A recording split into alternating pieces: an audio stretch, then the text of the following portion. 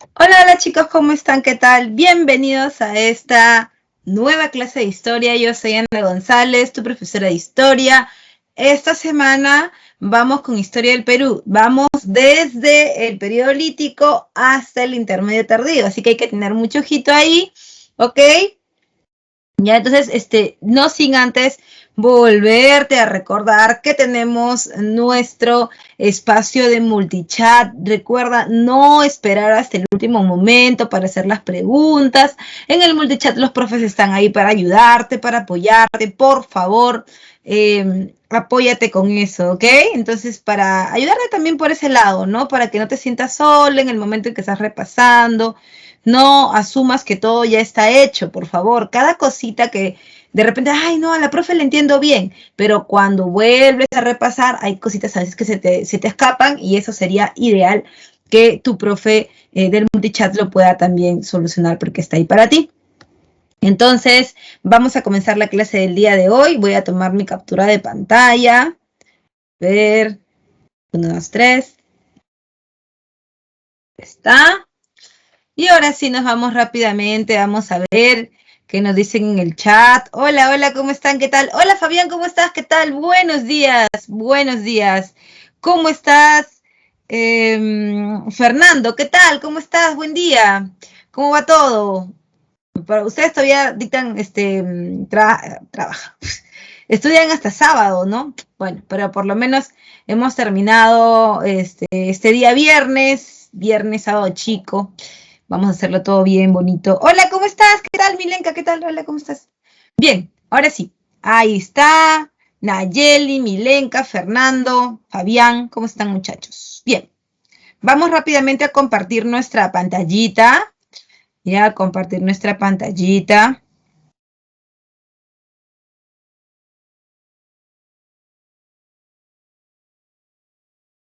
Ok.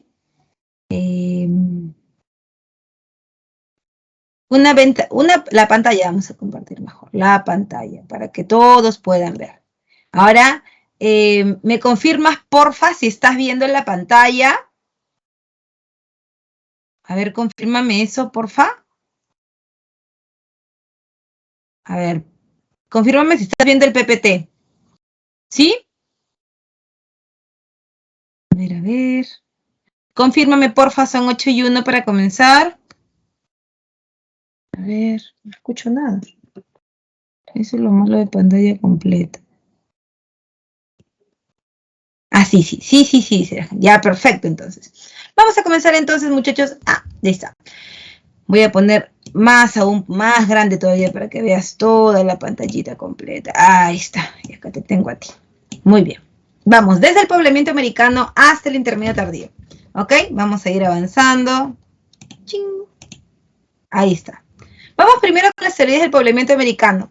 Lo primero que tenemos que tener en cuenta es que para cualquier teoría de cómo llega el hombre a América, necesitamos sí o sí ponernos en la condición de que el hombre que llega de cualquier parte del mundo a este continente llega en el desarrollo del Paleolítico superior. Aquí no llega Homo habilis, aquí no llega Homo erectus, aquí no llega Neanderthalensis, no. Todo es Paleolítico superior, Homo sapiens. Ese igualito a ti que no cambia físicamente en nada, ¿ya? Ese es el que llega a América, ¿ok? Profe, ¿y entonces en América qué cambios va a tener si ya viene así ya de otros lados? Bueno, va a tener lo que vamos a ver, sobre todo cambios económicos en la producción, obviamente, y cambios sociales, ¿no? En el tipo de gobierno. Esas son las dos cosas que nosotros vamos a ver el día de hoy. Por otro lado, también tenemos que darnos cuenta que este hombre que llega con unas condiciones climáticas, con condiciones geográficas. Y esa condición es básicamente el desarrollo del Pleistoceno. El hombre que llega a América llega en el periodo del Pleistoceno final, o sea, al final del periodo de frío, ¿ok? Al final de ese periodo de frío. En plena glaciación de Wisconsin, ¿ya? En plena glaciación de Wisconsin. Ahora bien, además de eso, vamos a ver las teorías del poblamiento americano. Cuando hablamos de la teoría, la más sonada, la más comentada, la que la universidad siempre pregunta, la teoría asiática, ¿no? La teoría asiática dice, el hombre llega de Asia, míralo acá donde está la Siberia, de Asia hasta América, cruzando lo que ahora es el estrecho de Bering, pero que en esa época era el istmo de Beringia, ¿no es cierto? Profesora, diferencia entre un estrecho y un istmo. El estrecho es un espacio entre continentes cubierto por agua. Ahora está cubierto por agua. Pero en ese momento, como nosotros sabemos que en ese momento estábamos en la plena glaciación, quiere decir que los polos de la Tierra se han congelado. Y la pregunta es, si los polos de la Tierra se han congelado, ¿qué ha pasado con el nivel del mar? ¿Ha subido o ha bajado? Déjamelo saber en el chat. Vamos a comenzar. Si los polos de la Tierra se han congelado, ¿qué ha pasado con el nivel del mar? ¿Subió o bajó? A ver, tú que todo lo puedes.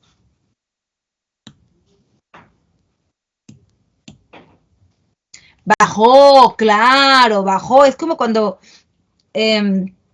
tú endureces, ¿no? Endureces o conviertes el agua en hielo. Entonces, si haces eso, se reduce. Ahora, cuando se ha reducido, ¿qué ha pasado? Ha ocurrido que, a ver, disculpa. Ya, ahí está. Uy, ya, ahí está. ¿Qué ha ocurrido? Ha ocurrido que, ay, no. Ya está. Ha ocurrido que se deja ver el relieve marino, se deja ver, o sea, así como acá tú tienes montañas, cerros, lo que tú quieras, ahí también, abajo del mar también. ¿Por qué? Porque en algún momento fuimos la misma cosa, ¿recuerdas? Entonces, ¿tú qué estás viendo? Si el nivel del mar baja, tú vas a ver un levantamiento, otro más plano, otro más arriba, así vas a ver, ¿no es cierto? Eso significa que se crea un puente de tierra. Este puente de tierra sirve para que el hombre pase de Asia hasta América y pueda poblarla, ¿ok? Además, vamos a ver acá, se nos pasó. Uy, no, ¿qué pasa?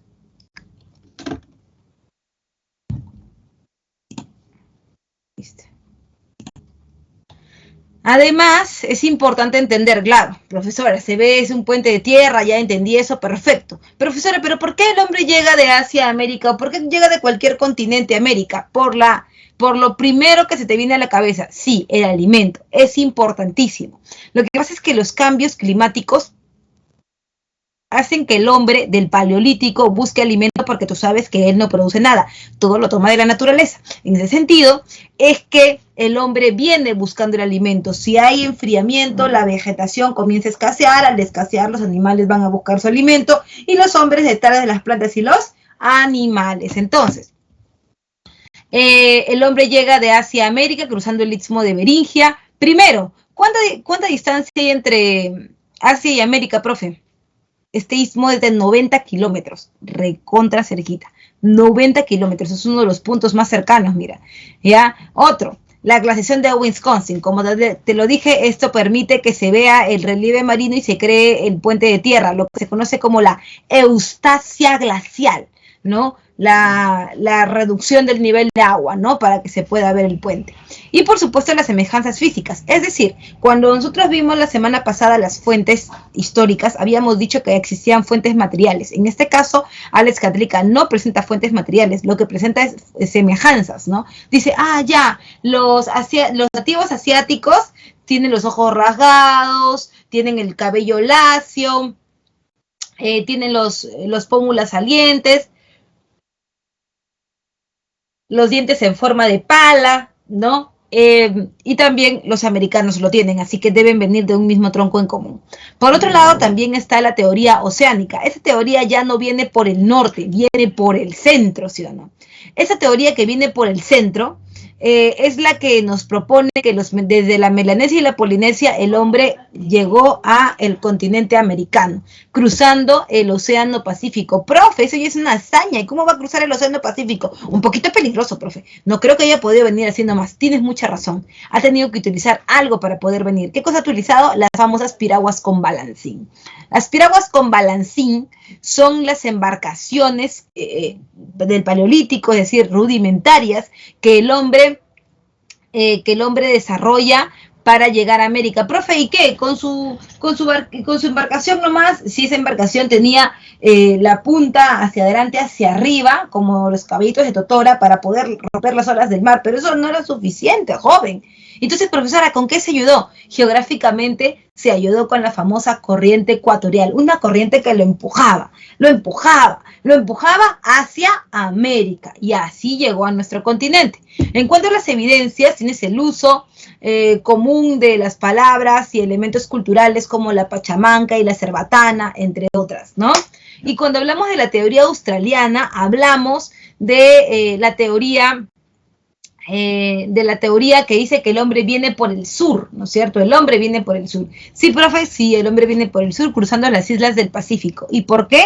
Porque llega en el periodo de óptimus climático. En el periodo de óptimus climático, el hombre ya no va a sentir frío. En el óptimus climático hay un aumento de la temperatura, y al aumentar la temperatura, ¿no? Entonces, ¿qué pasa? Ese nivel del mar ya no está abajo, ese nivel del mar está arriba, y al estar arriba, ¿cómo hago yo para cruzarme prácticamente todo el océano Pacífico? ¿Qué hago? Voy saltando, ¿no? De isla en isla, voy de Australia a Auckland a Macquarie, de Macao a Tasmania, hasta que llego al continente americano, ¿no es cierto? Pasando obviamente llegando a la Patagonia y pasando por la Antártida.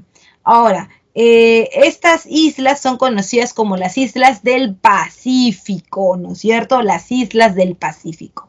Finalmente, tenemos la teoría noratlántica. No vayas a creer, chiquitín, que todas las teorías utilizan, ay, profesor, el Pacífico, que por el norte la teoría asiática, que por el centro la teoría oceánica, que por el sur la australiana. También hay una teoría que dice que el hombre llega cruzando el océano Atlántico, ¿no es cierto? Profe, ¿cruzando el Atlántico? Sí. ¿No es cierto? El océano Atlántico sería cruzado por migrantes europeos que llegaban con ya una tecnología avanzada, como las puntas de lanza de Clovis, ¿no? Lo que pasa es que allí hay una idea bien interesante, ¿no? Bruce Bradley y Eunice Stanford dicen, sabemos que el hombre, o creemos que el hombre ha llegado de Europa hacia América porque las puntas líticas son muy parecidas. Además hemos encontrado restos, ¿no? Los restos del hombre de Kennewick. Es un hombre de raza caucásica, es decir, es un hombre blanco, europeo, ¿no? Y por allí debió haber venido. Eso es punto número 1. Punto número 2. Las herramientas líticas son muy parecidas. En el norte de América tienes las puntas de tipo Clovis, que son muy parecidas a las del estilo solutrense o de la tradición solutrense europea. Entonces dice, bueno, si sus puntas líticas se parecen, entonces ellos también deben haber sido en algún momento lo mismo, ¿ya? Por otro lado, vamos a ver por acá. Ya. Por otro lado, una vez que hemos determinado, bueno, nunca vamos a saber hasta ahora, ¿no? Ay, Dios. No vamos a determinar ahora por dónde vino el hombre, cuál fue su ruta, pero vamos a interpretar que el hombre ya está en América. Cuando el hombre está en América tiene un desarrollo en este continente, parecido al que tenía en otros continentes, sí, porque tampoco no es que ha descubierto la pólvora, solamente ha cambiado de espacio.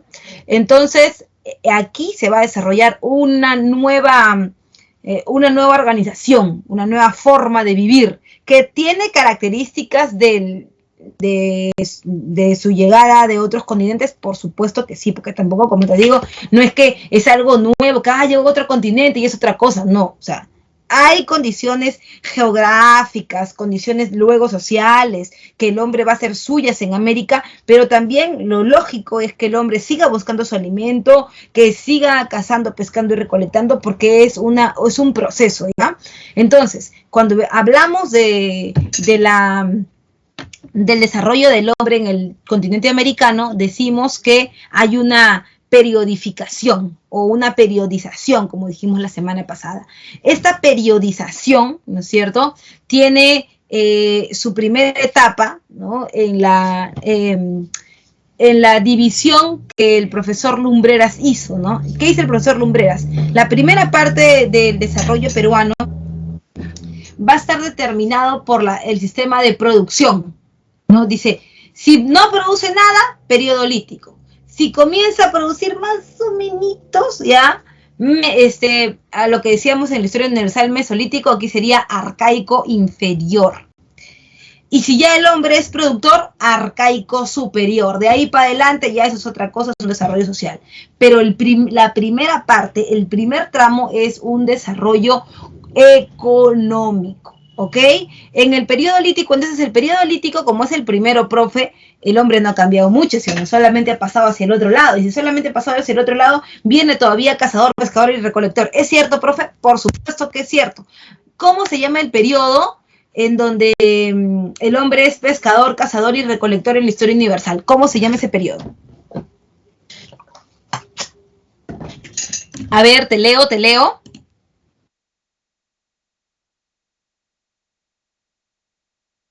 Periodo paleolítico, ¿sí o no? Periodo paleolítico. Entonces, en el paleolítico el hombre es pescador, cazador, pescador, recolector. Perfecto, Frank. Muy bien, Fabián. ¿No es cierto? Ah, no, es Jan. Listo. Entonces, vamos a ver eso, ¿ya? Vamos a ver eso. Muy bien. Vamos a desarrollarlo. Cuando hablamos del periodo lítico, entonces, vamos a utilizar las mismas características que usábamos en el periodo paleolítico de la historia universal. Allí, característicamente, tenemos bandas nómadas sin diferenciación social, ¿ya? Porque allí no hay un gran jefe, ¿no? Lo que hay es gente que pertenece a este grupo que tiene habilidades para cazar, hoy serás tú el jefe. Tiene habilidades para recolectar, hoy serás tú el jefe. Y así el poder es rotativo, ¿ya? Por otro lado, tenemos el estilo de vida nómade. El hombre, no, o sea, no es que camina todo el día tampoco, ¿no? O sea, tampoco es así. Pero sí es cierto que el hombre no tiene un lugar estable para mantener toda su vida, ¿no? Va de lugar en lugar dependiendo de la cantidad de animales que pueda cazar, dependiendo de la cantidad de vegetales que pueda recolectar, ¿ya? Habitaron obviamente en cuevas. ¿Por qué? Porque primero, porque tienen que tener un lugar donde guarecerse y no construyen casas todavía. Y segundo, porque estamos en un periodo de enfriamiento y ese periodo de enfriamiento tú necesitas un lugar que te mantenga caliente y los abrigos rocosos, por eso se llaman así, abrigos rocosos o cuevas, ya cumplen esa función. Por otro lado, tienes la economía. Es una economía de tipo depredadora. Como yo te lo dije en la historia universal, en realidad tú podrías llamarle para ti, para tu uso podrías llamarle parasitaria, para que te puedas acordar, profesora, soy un parásito, no produzco nada. Puede ser, pero en el examen nunca lo vas a encontrar así. Siempre lo vas a encontrar como economía depredadora o en el último de los casos de subsistencia, ¿ya? En donde las actividades más importantes son la caza, la pesca, la recolección. Además, el desarrollo del arte rupestre, en este caso, sobre todo arte parietal, que es el arte que se pinta, ¿no?, en las paredes de las cuevas. En cuanto a los sitios arqueológicos, ahí tienes a Paiján en la Libertad, ¿no? Paiján en la Libertad. Tienes, podríamos hacer algo, ¿no? Mejor ponerle una mnemotecnia, ¿no? La famosa Pichitopala, ¿no es cierto? Pichitopala, profe, yo le aprendí con Pachitopala, no, Pichitopala porque Paiján, disculpa, Pacaicasa ya no es, hace muchos años, ya no es un asentamiento, ¿no? Ahora se ha determinado que es Piquimachay 1, que es la cueva en Ayacucho que está al lado de Pacaicasa, ¿no? Esta cueva de Piquimachay en Ayacucho tiene los restos líticos más antiguos, ¿ya? Además, está también Chivateros en Lima, donde encuentras la cantera y taller lítico de preformas. ¿Qué significa esto? Significa que ellos tienen un tipo de piedra especial para poder ser tallada. No es cualquier piedra, un canto rodado que ya tú lo golpeas. Así no es un tipo de piedra especial, ¿ya? Que cantera es un lugar donde se saca piedra. Y está asociado a la tradición paijanense. Quiere decir que son puntas así como las que ves acá, como proyectil, ¿no? Así son las puntas Chivatero. Por otro lado, también está Toquepala. En Toquepala tenemos herramientas líticas y pinturas rupestres más antiguas, ¿no? Ahora, esas herramientas líticas y esas pinturas rupestres son características de Toquepala. En el caso de la pintura rupestre, tiene una característica que representa escenas de cacería, pero de tipo colectiva, llamado Chaco o Chacuy, ¿te acuerdas? Que toda la banda se organiza para poder cazar animales veloces como los camellos sudamericanos, ¿ya? Por otro lado también está Paiján. ¿Y de Paiján qué debo recordar, profe? De Paiján debes recordar que tiene los restos óseos humanos más antiguos y además completos, pon ahí, de la costa peruana. Además de eso, ¿no? Míralo bien, esta forma de enterrar en posición fetal o de cúbito ventral, eso significa que ellos tienen ideas mágico-religiosas, ¿no es cierto? Mira cómo los han enterrado. Además, dice que desarrollan pesca con arpón. Profe, ¿y cómo sé que desarrollan pesca con arpón? Por el tipo de herramienta lítica que tienen. Te voy a presentar, me dices por favor si estás viéndolo, te voy a presentar una punta Paiján. Esto es una punta Paiján. ¿La estás viendo? ¿La ves? A ver. Hola. ¿Sí? Ah, ok. Ahí está. Esta es una punta Paiján. Fíjate bien. Mira, ahí puedes ver cuando la muevo así, puedes ver como que la han golpeado, ¿no? Como que la han golpeado así por los costados y les han sacado filo. Si tú la ves así, mírala. Y mira qué tamañito es chiquita. Con esta se ponía acá, ¿no? Acá le falta el pedacito ese de la colita, le falta el pedúnculo, ¿no? Acá como para agarrar, ¿no? Y ahí lo ponías con un palito y podías pescar uno por uno, ¿sí o no? Como arpón, ¿ya? Mira, es un tipo de piedra especial, ¿no? Es como un cuarzo así de la familia de los sílex, ¿ves? Y mira, ahí están los golpes que le han dado para formarla de esta manera. De repente ha sido más grande, ¿no? Y le han ido dando forma. Ya, antes cortaba, ¿no? Ahora obviamente ya no corta, pero si lo golpeáramos por los costados, cumpliría esa función. Ya, ahí está, ahí está. Ahí está. ¿Ya? Es una punta de tipo Paiján. Es una tradición costera. En la tradición costera siempre vas a encontrar que consumen peces, mariscos, animales de lomas, ¿no? Y luego está la uricocha, ¿no? La uricocha tiene pinturas rupestres y herramientas, además de restos óseos humanos incompletos, ¿no?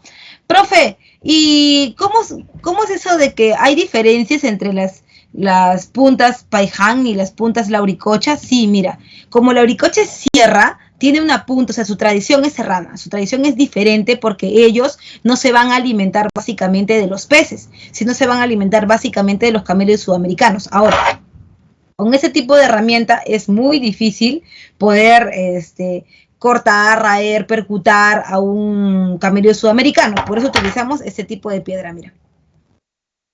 Ahí está. Ahí está. Mira, diferente.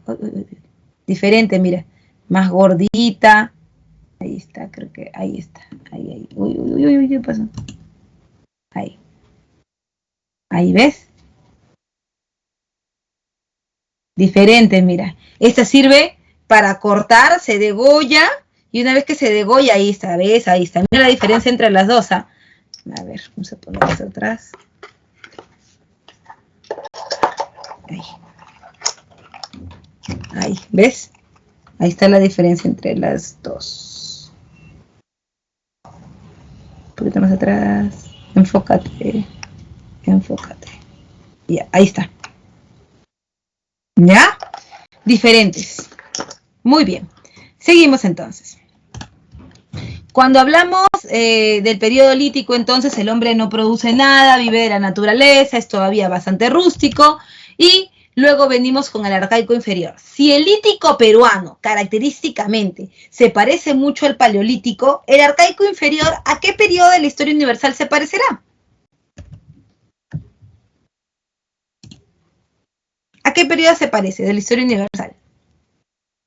El mesolítico se parece al arcaico inferior, ¿sí o no? Muy bien, el mesolítico o sea, ¿qué características había en el mesolítico? ¿El hombre vivía en qué? ¿En cuevas? ¿En qué vivía en el mesolítico el hombre? A ver, acuérdate. Tú puedes, ¿ah? El hombre vivía en... ¿En qué vivía el hombre? En aldeas, ¿sí o no? En aldeas. En casas pero rudimentarias, ¿no? Que no, eran estacionales. ¿Qué más? Claro, vivían en aldeas. ¿En qué se agrupaban? ¿En qué se agrupaban? Claro, claro, se agrupaban en clanes, ¿te acuerdas? ¿Y el hombre qué característica tenía? ¿Todavía sembraba, todavía recolectaba y cazaba? ¿El hombre recolectaba y cazaba todavía o ya no? ¿O sí? ¿En economía cómo era? Claro, efectivamente, el hombre desarrollaba horticultura y domesticación de animales, pero no te olvides nunca que a la par de la horticultura y la domesticación de animales, el hombre también todavía recolectaba, todavía cazaba en menor medida. ¿Por qué? Porque ahora está aprendiendo. En el momento que está aprendiendo no puede dejar de hacer lo otro, porque si no, como recién está aprendiendo de qué cosa va a vivir, ¿no es cierto?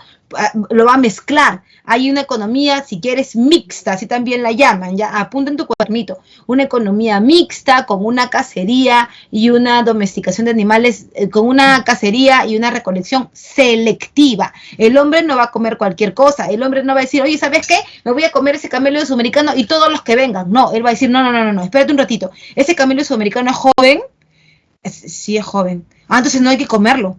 Porque si lo comemos, si nos comemos a todos los jóvenes, hembras y machos, ¿quién se va a reproducir? Los viejitos ya no se reproducen. Yo he estado mirando eso. Como acá ya ha habido un aumento de la temperatura, porque acuérdate que una de las características del arcaico inferior es el inicio del Holoceno, ¿no es cierto? El inicio del Holoceno es un clima más cálido, por lo tanto es más húmedo. Como es más húmedo, hay más vegetación. Donde hay más vegetación, hay más animales y ahí está el ser humano.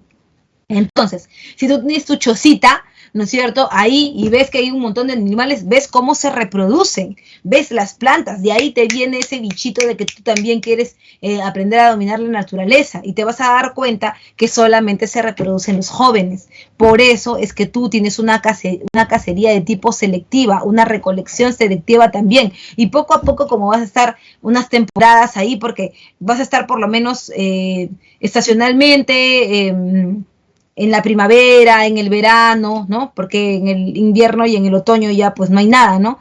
Mientras que estés en ese periodo de primavera y verano, tú vas a consumir los productos que están ahí y te vas a ir dando cuenta que puedes también tú desarrollarlo. Ahora, te das cuenta que tú puedes saber cómo los animales se reproducen, pero si no los tienes cerca de ti, entonces no sirve de nada. Para eso va a ser corrales, apúntalo ahí, corrales, ¿no es cierto? Que ahí donde vas a poner una hembra y un macho y te vas a dar cuenta en el tiempo cuánto demoran en reproducirse, cómo es la reproducción, cuánto demora la gestación, si sale una o dos crías, si las crías viven, etcétera, ¿no? Por otro lado, también, como te decía, es una economía mixta, todavía siguen siendo cazadores, pescadores y recolectores, pero también se inicia la domesticación de las plantas, la horticultura, es como decir los primeros pasos de la agricultura y el desarrollo de la domesticación de animales o también llamado pastoreo, ¿no? Aquí también vamos a encontrar dos tradiciones interesantes, la tradición costeña y la tradición serrana. En la tradición costeña son aldeas de horticultores con mejor desarrollo de la pesca, ¿no? Como en Santo Domingo y Chilca, y en la tradición serrana es el desarrollo de la horticultura, y está Nanchoc, que es el primer horticultor, Guitarrero 2, que se dedica a la domesticación de animales también, así como Piquimachay y Telarmachay. Un gran tip que te voy a dar es que cuando tú encuentres en cualquier pregunta la terminación chay, esa terminación significa corral. ¿Dónde hay corral? Solo en el arcaico inferior. Profe, ¿y en el arcaico superior? No, porque ahí el hombre es ganadero, no tiene un corral chiquitito, tiene un montón de animales, ¿sí o no? En el arcaico superior entonces no aplica el corral. Y en el lítico tampoco aplica el corral porque ahí tampoco él no cría nada, ¿no? Él se dedica solamente a cazar. Entonces, ahora, todo lo que termina en chay, Haiwai Machay, Telar Machay, Piqui Machay, pero cuidado con Piqui Machay, tiene dos. El uno está en el arcaico, está en el lítico, ¿sí o no? Y el 2 está en el arcaico inferior. En el 2 puedes encontrar algún desarrollo de crianza de cuy, es el primer cuyicultor, ¿no? Ahí está, mira, la domesticación del cuy se inició en el arcaico inferior, siendo el sitio de Piquimachay 2 el lugar con la evidencia más antigua de su crianza, ya de su crianza. Bien, seguimos entonces. Vamos a ver ahora los sitios, ¿ya? Los sitios arqueológicos del Arcaico Inferior, hoy lo voy a poner por acá, ¿ya? Del Arcaico Inferior, ahí tienes Nanchok, siempre preguntan por Nanchok. El primer horticultor, Nanchok. Hay evidencia de más temprana de horticultura, con calabaza, quinoa, oca, maní, y el desarrollo también de guitarrero en Ancash, ¿no es cierto? Con evidencia de horticultura de frijol y ají. Profesora, yo siempre me he dado cuenta, bueno, acá en la diapositiva no sale tanto, pero cuando yo leo en algunos textos, siempre me sale ahí que en el Arcaico Inferior todo el mundo siembra calabaza. O sea, pueden sembrar diferentes cosas, ¿ya? Pero la horticultura que más se repite es la de calabaza. ¿Por qué, profe? Porque hay tanto que en el Perú hay un montón de posibilidades de desarrollar calabaza. Lo que pasa es que la calabaza no solamente sirve como alimentos, sino también sirve como utensilios. Como te dije, el hombre del Arcaico Inferior se va a ir movilizando estacionalmente y por lo tanto pues no se va a llevar sus platos de piedra, no sus utensilios de piedra, no, pues eso no es lógico. Entonces es por eso que lo que vamos a encontrar es el uso de otro material. No te estoy diciendo que ya no hay piedra, por si acaso, sí usa medianamente la piedra, pero lo que más usa, sobre todo para sus utensilios diarios, es el mate. Apúntalo ahí, mate. Profe, a ver un ejemplito de mate. Acá, mira. Acá. Ahí está. ¿Ves? Mira, acá atrás, acá es donde estaba el tallito, ¿no? El tallito, ahí, ¿ves? Míralo ahí. Hasta ahora en el norte se usa, ahí está, mira, ahí puedes ver estas franjitas que tiene acá, que esto lo han pulido bien, ¿no? Pero las franjitas que tiene adentro son del vegetal, ¿no? Esto es la cáscara, o sea, le sacan toda la comida en el norte, le sacan toda su comida, ¿no? La utilizan y esto lo tienen, por ejemplo, como botellas para llevar agua, este tipo de utensilios para tomar chicha, más grandes para comer, y tienen un tiempo de vida también no muy extendido, ¿no? Entonces vuelven a cultivar, vuelven a comer, sacan todo y bueno, lo utilizan, ¿no? Entonces es muy práctico, digamos, para este periodo, ¿ya? Entonces esto, mate, ¿ya? No hay cerámica, por si acaso, mate nomás. En cuanto a Chilca, en Lima, está la pesca con anzuelos, aldeas con viviendas semihundidas. En Santo Domingo, en Ica, la pesca con redes y la aldea más antigua de la costa. Y en Telarmachay, ya sabes, chay, terminación chay, es corral, se domestica la llama y la alpaca como la ves aquí, ¿no es cierto? Llama, alpaca, ¿no es cierto? Muy bien. Ahora, ¿todo bien hasta ahí? ¿Hay alguna pregunta, alguna consulta, algo que no te quedó claro?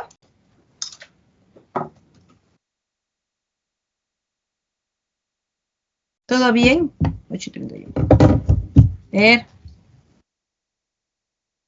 Este es el mapa de 80 y... Disculpa el Waze. Ya, todo bien entonces. Seguimos. Tudo bem? Obrigado. Ok, seguimos entonces.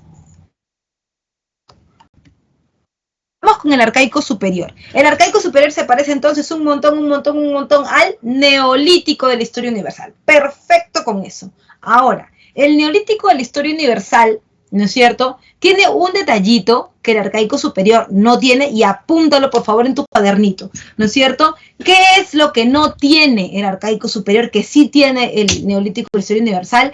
Es la cerámica.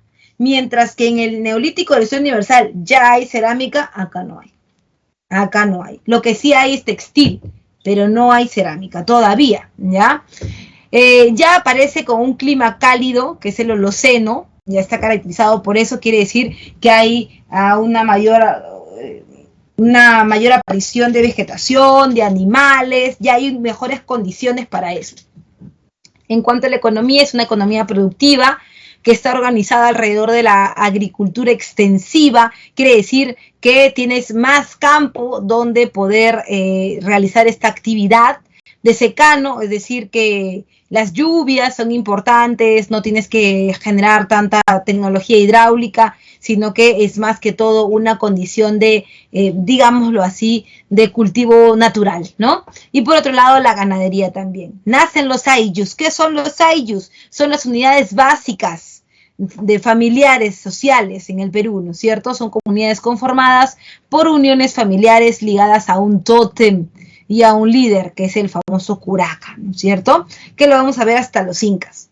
En religión, esta es una religión organizada, se construyen templos con presencia del fuego ceremonial, ¿no es cierto? Ahí tienes las famosas jerarquías sociales. Existe uno que domina y otro que es dominado, uno que manda y otro que obedece, lo vamos a ver en un ratito. Hay dos tipos de tradiciones, está la tradición serrana y la tradición costeña. La tradición costeña es la que más nosotros utilizamos o la que más conocemos en Lima porque tenemos cerca Caral, ¿no es cierto? Está caracterizada por la construcción de pirámides truncas escalonadas. Significa, si hay pirámide trunca escalonada, significa que hay uno que está arriba y otro que está abajo, simbólicamente. Uno que domina y otro que es dominado. Aparecen entonces las jerarquías sociales. Eso por un lado. Por otro lado, tiene plazas circulares hundidas. ¿Qué significa eso? Si tengo esta figura,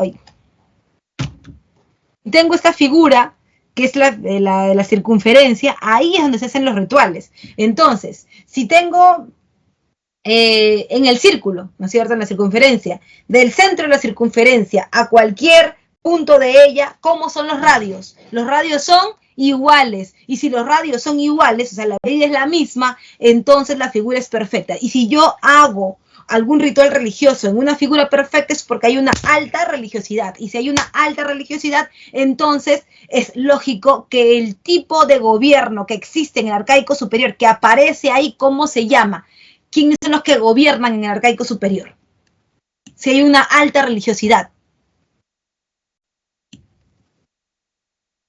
Si hay una alta religiosidad, ¿quién crees que gobierna? Si hay una alta religiosidad, ¿quiénes gobiernan? A ver.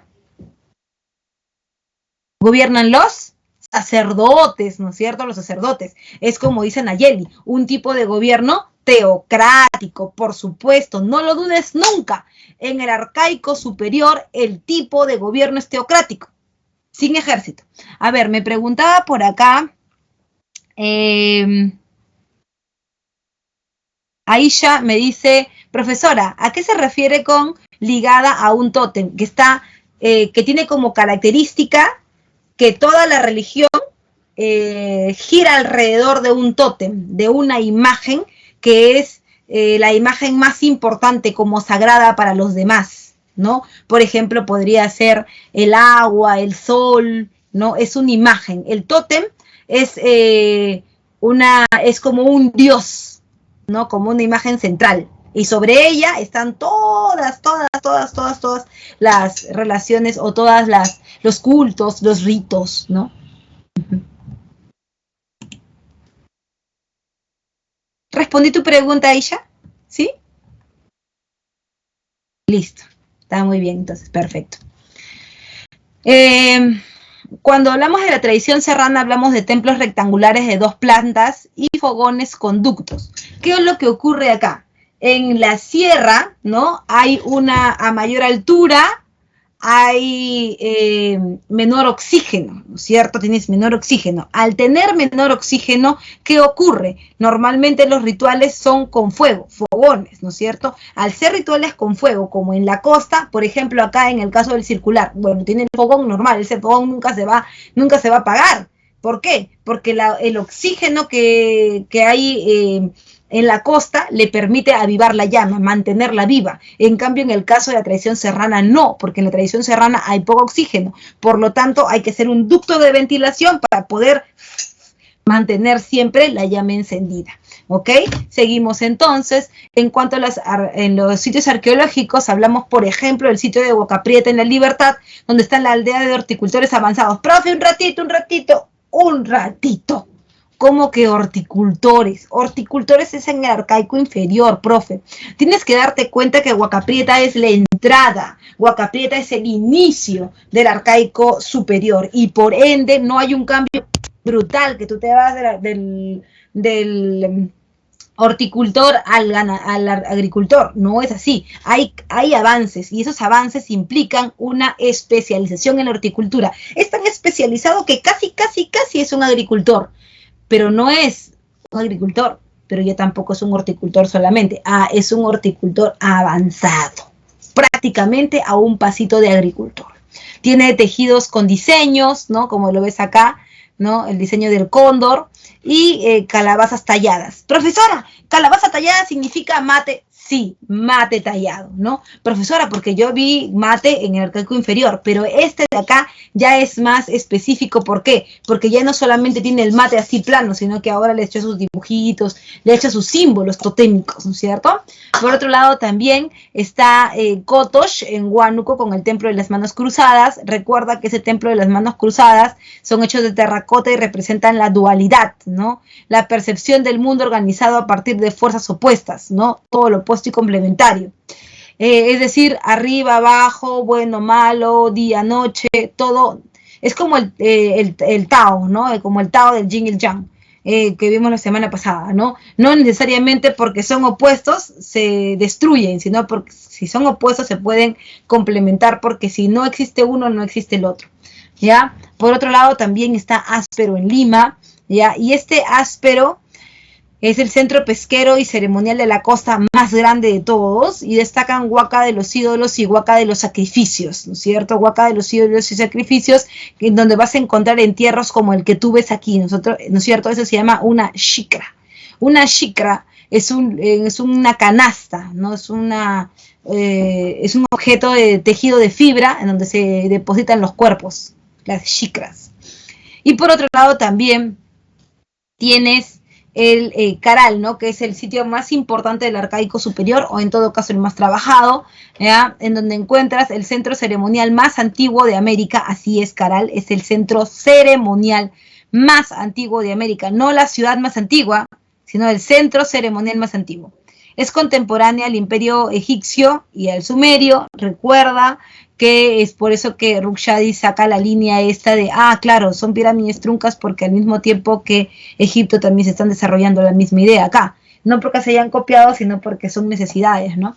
Por otro lado están algunos elementos encontrados como las flautas de barro crudo y tejidos sin diseño, ¿no? Bien, por otro lado, también hay un desarrollo de la religiosidad y el poder. En Caral se ve mucho el sistema de la teocracia, ¿no? Sacerdotes especialistas. ¿Especialistas en qué, profe? En el movimiento de los astros, ¿no? La astronomía, ¿ya? ¿Por qué? Porque ellos te van a decir, si él es un sacerdote, tiene que ser algo superior a ti. Tiene que saber hacer algo más que tú. Y él que sabe hacer, se conecta con el Dios. Y al conectarse con el Dios, sabe cuándo va a llover, cuándo va a haber sequía. Eso es lo que le da poder a él, esa conexión que tú no tienes, ¿ya? Y por eso son tan importantes y se expanden.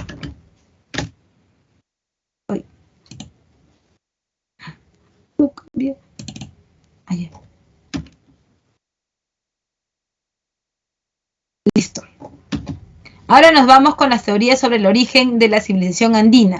Profesora, ¿qué significa todo eso? Significa que te vamos a explicar cómo es que aparece la cerámica, porque ojo al piojo, en esta línea de tiempo tenemos el lítico, el arcaico inferior, el arcaico superior y luego hay algo que lo parte. Así como la historia universal se parte la prehistoria de la historia por la escritura, acá se parte el periodo precerámico de las altas culturas, se parte por la aparición de la cerámica, ¿no es cierto? Y entonces ahí tenemos a diferentes teorías, son tres básicamente. Teníamos la teoría inmigracionista de Max Uhle. Él dice, no, la cerámica nunca estuvo en el Perú, la cerámica vino de otro lado. ¿Vino de dónde? De la zona de Centroamérica, ¿no? De Centroamérica, desde los mayas, llegaron a la costa peruana por vía marítima, estos ya con la cerámica, ya con la civilización. Cerámica es sinónimo de cultura, de civilización. Entonces, dice Max Uhle, no, ellos ya llegaron así. ¿Y tú cómo sabes? Porque hay leyendas en Centroamérica que hablan de un dios, ¿no? Que pelea con su hermano y que se va, ¿no? Desaparece en el mar, se lleva la cerámica, se lleva la cultura y ya nunca más regresa.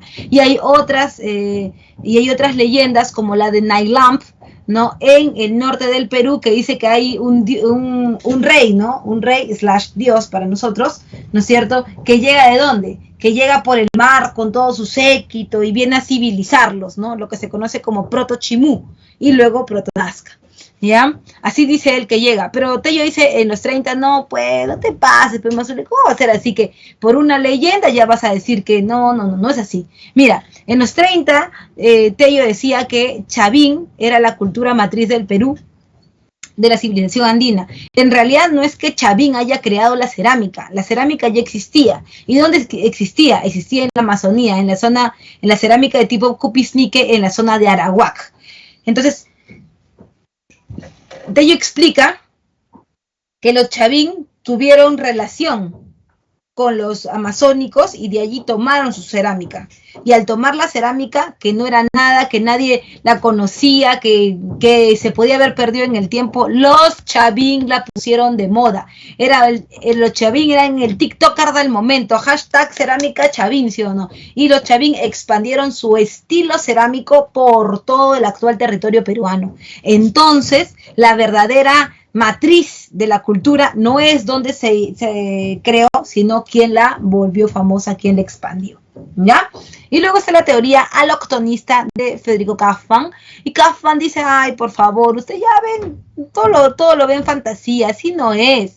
En la década de los 60, Kaufmann hizo un estudio muy minucioso en cuanto a la datación de la cerámica, y él dijo, esa cerámica tiene tantos años, esa tiene tantos, y de todas las que encontró, la cerámica de Puerto Hormiga, en Valdivia, Ecuador, ¿no? Era la más antigua de todas. Según él, esta cerámica de Valdivia en Ecuador comenzó a difusionarse hacia el norte y también comenzó a difusionarse hacia el sur. Eso quiere decir que se contagiaron, todos se copiaron de la de Valdivia y crearon sus propios sistemas, sus propios estilos, ¿no? Entonces, el centro de toda la aparición de la cerámica y de la cultura en América, no es ninguna de las anteriores, dice, es Valdivia, el Ecuador, ahí está, ¿ya? Muy bien, seguimos entonces y nos vamos con el horizonte temprano. Hasta este momento todo está bien, ¿hay alguna consulta, algo no entendido, algo que me quieras preguntar? Disculpa, voy a tomar un poquito de agüita. ¿Todo bien? ¿Vas bien? ¿Estás bien? A ver, déjamelo en el chat, por favor, para seguir avanzando. Ya, estamos muy bien de tiempo. Todo bien, perfecto. Muy bien. Si tienes alguna consultita, algo, no dudes en parar la clase. A ver, todo bien, ¿ya? Tú me levantas la manito y yo rápidamente te ayudo, ¿ya? Bien, vamos con el horizonte temprano, ¿ya? El horizonte temprano, o también conocido como formativo medio. Profe, llame María, espéreme, ¿cómo que qué? Ya, es que son dos periodizaciones diferentes, ¿ya? Cuando aparece la cerámica, John Rowe dice, ya apareció la cerámica, ya estamos en las altas culturas. Las que vienen todas son ultra desarrolladas, ¿ya? Ahí vamos a tener dos tipos de desarrollos que son intercalados, ¿ya? Los horizontes primero y luego vienen los intermedios, luego otro horizonte, luego otro intermedio, luego otro horizonte, así, ¿ya? Así va a ser siempre. Y su lógica es que los horizontes son periodos en donde la cultura se expande. ¿Qué significa que se expande la cultura? Que hay una mayor difusión del estilo cerámico. O sea, puedes encontrar el estilo cerámico de la cultura predominante. Por ejemplo, la cultura predominante para él en el horizonte temprano o primer horizonte es Chavín. Chavín es la mami de todas, la sugar mommy, ¿ya? Pero, ¿cómo lo sabes? Porque tú vas a encontrar en todo el territorio, en diferentes lugares, cerámica, no igualita a la Chavín, pero sí muy parecida, ¿no es cierto? Con el mismo estilo, con el mismo, con la misma forma. Como profesora, es como, por ejemplo, cuando tú ves, por ejemplo, el Milan Fashion Week, que es una es uno de los eventos de moda más importantes del mundo, ¿no? Entonces, ahí ellos te sacan qué es lo que va a estar de moda en este año. ¿no? ¿Qué es lo que se va a poner de moda? ¿Qué es lo que la gente va a usar? Y te sacan unos modelos estrambóticos, ¿no? Una flaca vestida de un plástico amarillo, pero así amarillo resaltador, un plástico, un sombrero grandazo, cosas que son inusables, o sea, nadie va a usar eso en la calle, ¿ya? Pero ¿qué pasa? Lo ven los diseñadores de moda y dicen, ajá, ya ese color va a predominar, esa forma va a predominar, ese tipo de tela, y ellos lo ponen o lo acomodan a su estilo, como creen que la gente lo va a comprar para usarlo en la calle. Entonces tú ves, por ejemplo, después de ver esa chica que estaba en una bola amarilla así grandaza de plástico, luego tú ves por la calle una chica, no sé si te acuerdas de esa moda, que había las chicas que se ponían unas casacas que parecían resaltador, ¿no? Bien amarillo, patito, el otro bien encendido, parecían unos resaltadores por la calle. Ya, eso que está en Europa, en el Fashion Week de Milán, ¿no? Así igualito no se lo ponen, pero te da la inspiración para hacerlo a tu manera. Igualito es acá. No es que va a ser igualita la cerámica Chavín, pero tiene sus características, tiene su sabor, ¿ya? En cuanto al formativo medio, el formativo medio es parte de la periodificación de Lumbreras. Rowe dice horizonte intermedio, horizonte intermedio. Lumbreras dice, ¿qué horizonte intermedio? No. Lo que tú, Rowe, llamas horizonte o primer horizonte, a mí no me parece una gran expansión. Disculpa, pero disculpa que te lo diga, o sea, tiene que ser así, hermano. No es que a mí me parezca la gran expansión, pero sí me parece que nos estamos preparando para algo mucho más grande, ¿ya? ¿Me entiendes? Entonces, yo no lo llamaría horizonte, lo llamaría conjunto de formativos. Para mí, tu horizonte temprano son 3 formativos, ¿no? 3 periodos de iniciación. Formativo inicial, ahí tenemos al famoso Sechín, ¿ya? Que es el papá de los Chavín. Tenemos luego al Chavín, que es el formativo medio, o también llamado formativo síntesis, digamos que es la carnecita del periodo. Y finalmente la última parte de Chavín, el último conchito, que sería Paracas, ¿ya? Formativo final.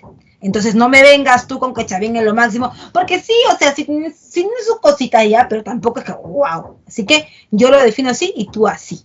Ahora, ¿por qué lo hemos puesto los dos? Porque también vamos a hablar de Paracas, entonces ahí por eso lo hemos puesto, ¿no? Porque para Lumbreras sería formativo final Paracas. En cuanto al formativo, tiene una política de consolidación de la teocracia. ¿Por qué, profesora, consolidación? Porque ya se ha creado la teocracia, ¿te acuerdas? En el arcaico superior los Caral ya eran teocráticos. Hay una economía con agricultura intensiva, quiere decir que acá la sufren. Los Chavín viven donde al cóndor le da soroche. Viven súper alto, casi a 4.000 metros sobre el nivel del mar. Si viven tan alto, ¿qué pasa? Lo que pasa es que cuanto más alto estás, el terreno es más rocoso. Y al estar el terreno más rocoso, ¿qué ocurre? Que la raíz, que lógicamente crece hacia abajo, se va cortando con la piedra y no hay un desarrollo adecuado de la agricultura, además del frío que hace allá arriba. Pero para eso desarrollan tecnología como la ingeniería hidráulica, también el desarrollo de la cerámica, de la orfebrería, ¿ya? En cuanto a Chavín, que es la comidita del horizonte temprano, ¿ya? Esta comidita, o también llamado formativo, ¿no? Ya tú sabes por qué son diferentes, son solamente nombres de teorías diferentes, pero en el mismo periodo. Chavín se desarrolla entre 1200 al 200 a.C. Cuando hablamos del gobierno, hablamos de que está dirigido por una casta sacerdotal de gran prestigio, presencia de oráculo, dice. ¿Qué pasa con esto, profe? Los Chavín, para ponerte en contexto, no tienen ejército. Ellos se expanden a través de la religión, sí, pero no tanto religión por sus dioses, sino religión por cómo manejan esto.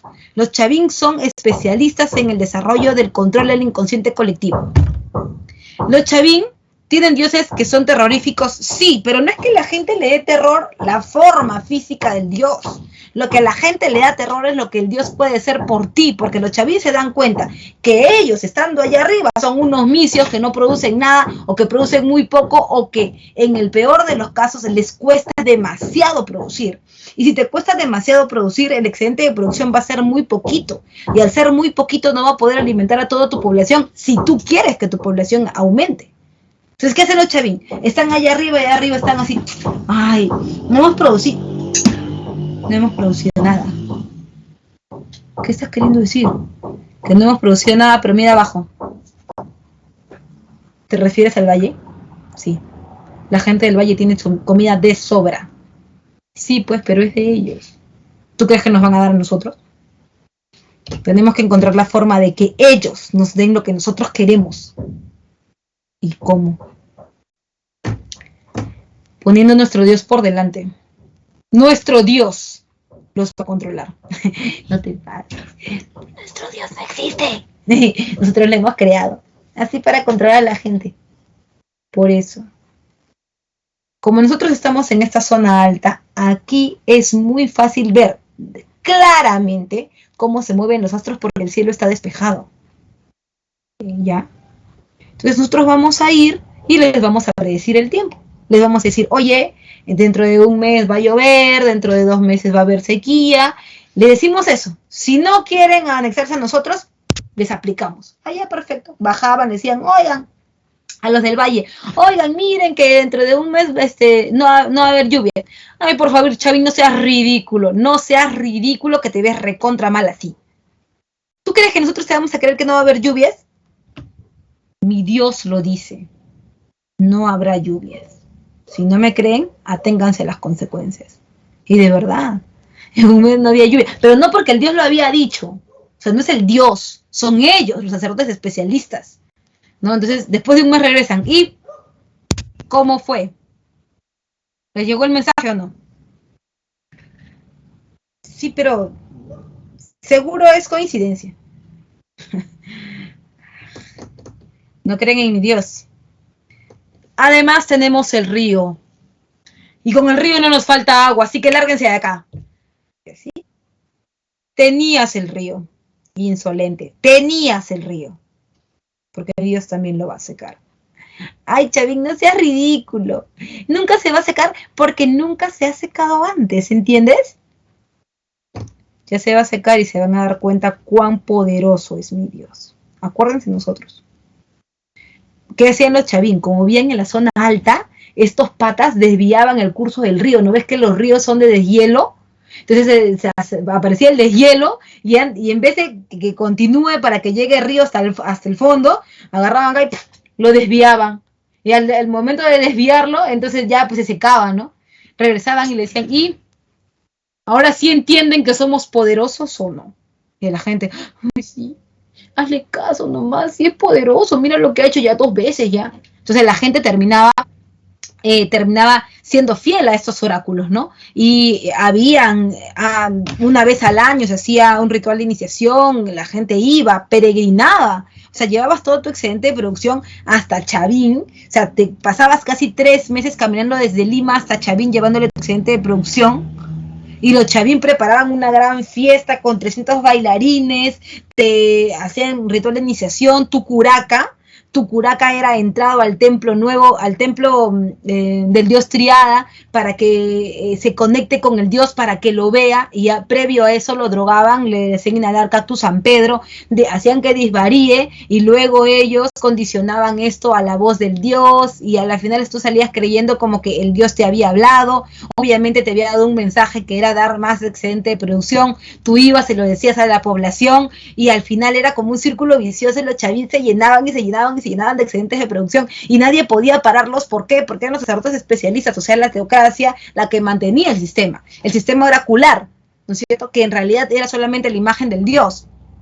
Entonces, al final de eso, ahora dime si los Chavín necesitan ejército, pero por favor, no necesitan pelear con nadie, porque estos patas tienen a la gente en su mano. El único problema es que, bueno, eso se puede acabar en cualquier momento.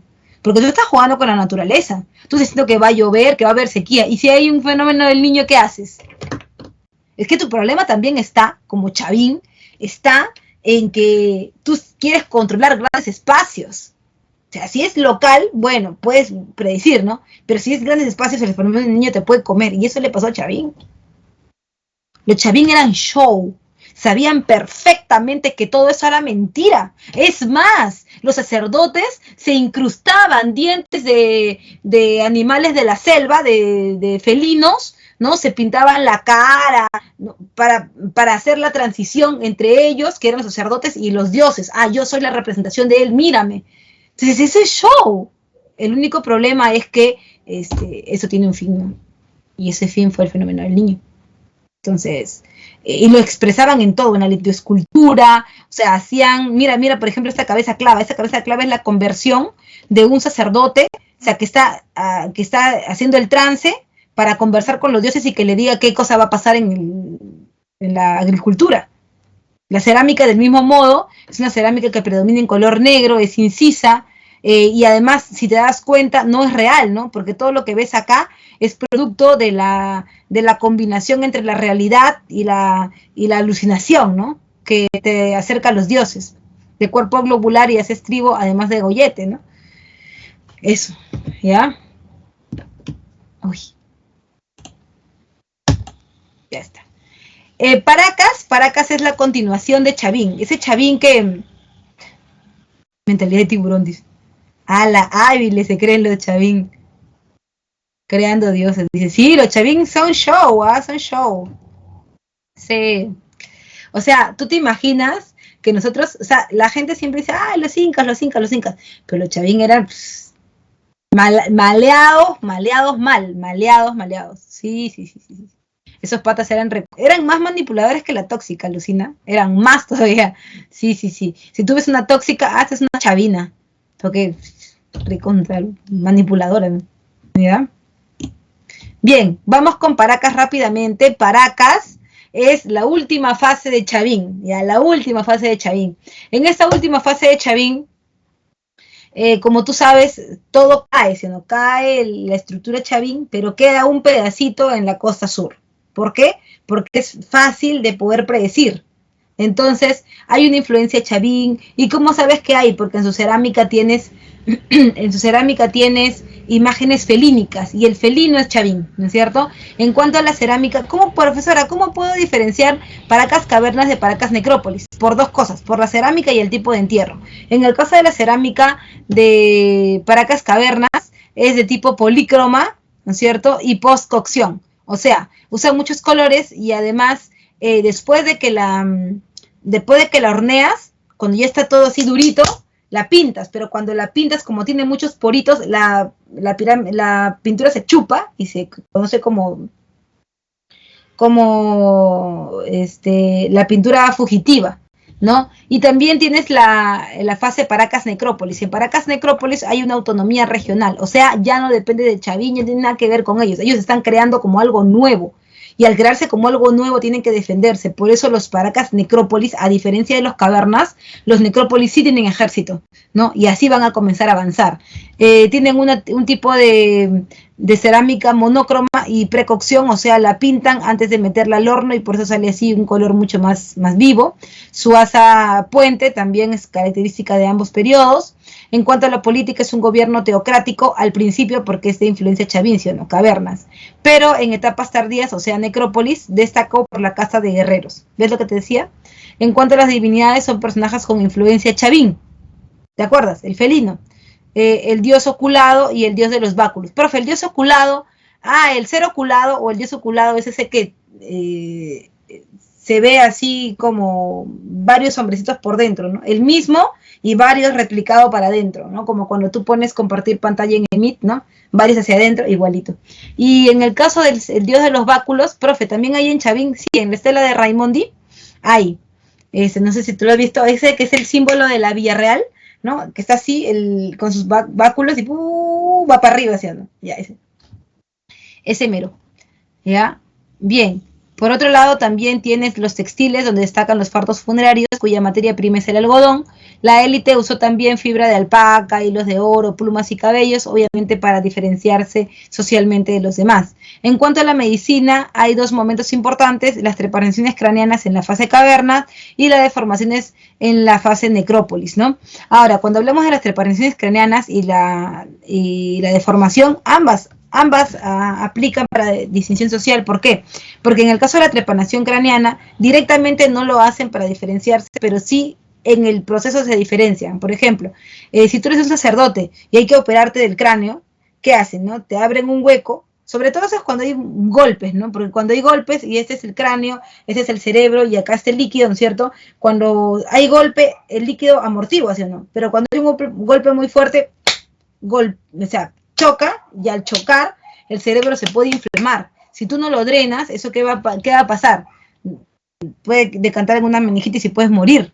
Entonces, es lo que hacen ellos es abrir, drenar, desinflamar y luego ponerle un pedazo, en el caso de los sacerdotes, de metal de oro, ¿no? Para que se sepa que ellos son élite, de oro, pero no para que reemplace al hueso, sino para que lo cubra mientras este se va soldando, porque tú sabes que en medicina eso existe, ¿no? Existe la idea de mantener el hueso en su posición, ¿no? O mantener, por ejemplo, en la pierna, ¿no? Su posición, ponerle el yeso y que se vaya soldando solo.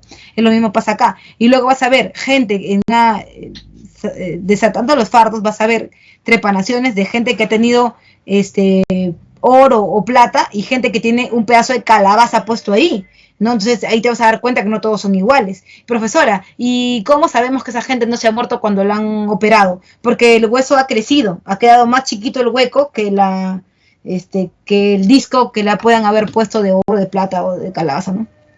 Pues sabemos que ha durado regular. Por otro lado, también está la deformación de la cabeza, ¿no? Cuando los niños nacen con los huesos todavía blandos, porque obviamente tienen que salir por el canal vaginal, ¿no? Entonces, imagínate, con los huesos duros no puede salir por ahí, ¿no? Entonces, como ya ellos se dan cuenta que lo pueden manipular, que lo puede ser maleable, entonces a la gente de la nobleza le entablillan la cabeza y su cabeza como freezer, ¿no? Para arriba, ¿ya? ¿Y por qué se hace? Porque es una población regional. Y como son regionales, todos son muy parecidos, pues, ¿no? Entonces, para que físicamente se puedan diferenciar, se hace esto, ¿no? Normalmente se hace. Los incas también, en su fase regional, se deformaban partes visibles del cuerpo, los lóbulos de las orejas. Lo llamaban los orejones. Por eso, para que la gente sepa quién es quién. Finalmente tienes el intermedio temprano, pero a este punto quiero preguntarte si todo va bien, si tienes alguna pregunta o si quieres que te ayude en algo. Los paracas deformaban sus cráneos según su posición social. Sí, según su posición social, sí. Rubí. Sí, según su posición social, ¿no? Dependiendo de a qué sistema pertenecías, aunque los únicos que se la deformaban era la gente de la élite, ¿no? Solo la gente de la élite se la deformaba, la gente del pueblo no. En cuanto al intermedio temprano, bueno, estoy asumiendo que me has entendido, ¿sí?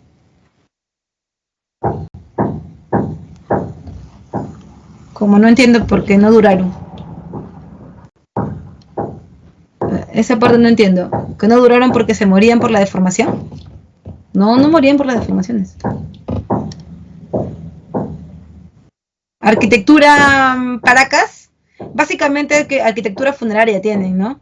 La diferenciación entre los dos es los entierros Paracas cavernas son en forma de botella, ¿no? También conocida en forma de útero invertido. Y también están la diferenciación con la forma funeraria de los Paracas necrópolis, ¿no? Que son así cuadrangulares, tipo fortín militar. Si en su arquitectura también están influenciados por los chavín, no, porque básicamente la arquitectura de los Paracas es una arquitectura funeraria y los chavín no presentan tanta arquitectura funeraria. Solamente un grupo especializado la hacía, sí, solo un grupo especializado, porque solamente era para la élite, ¿no?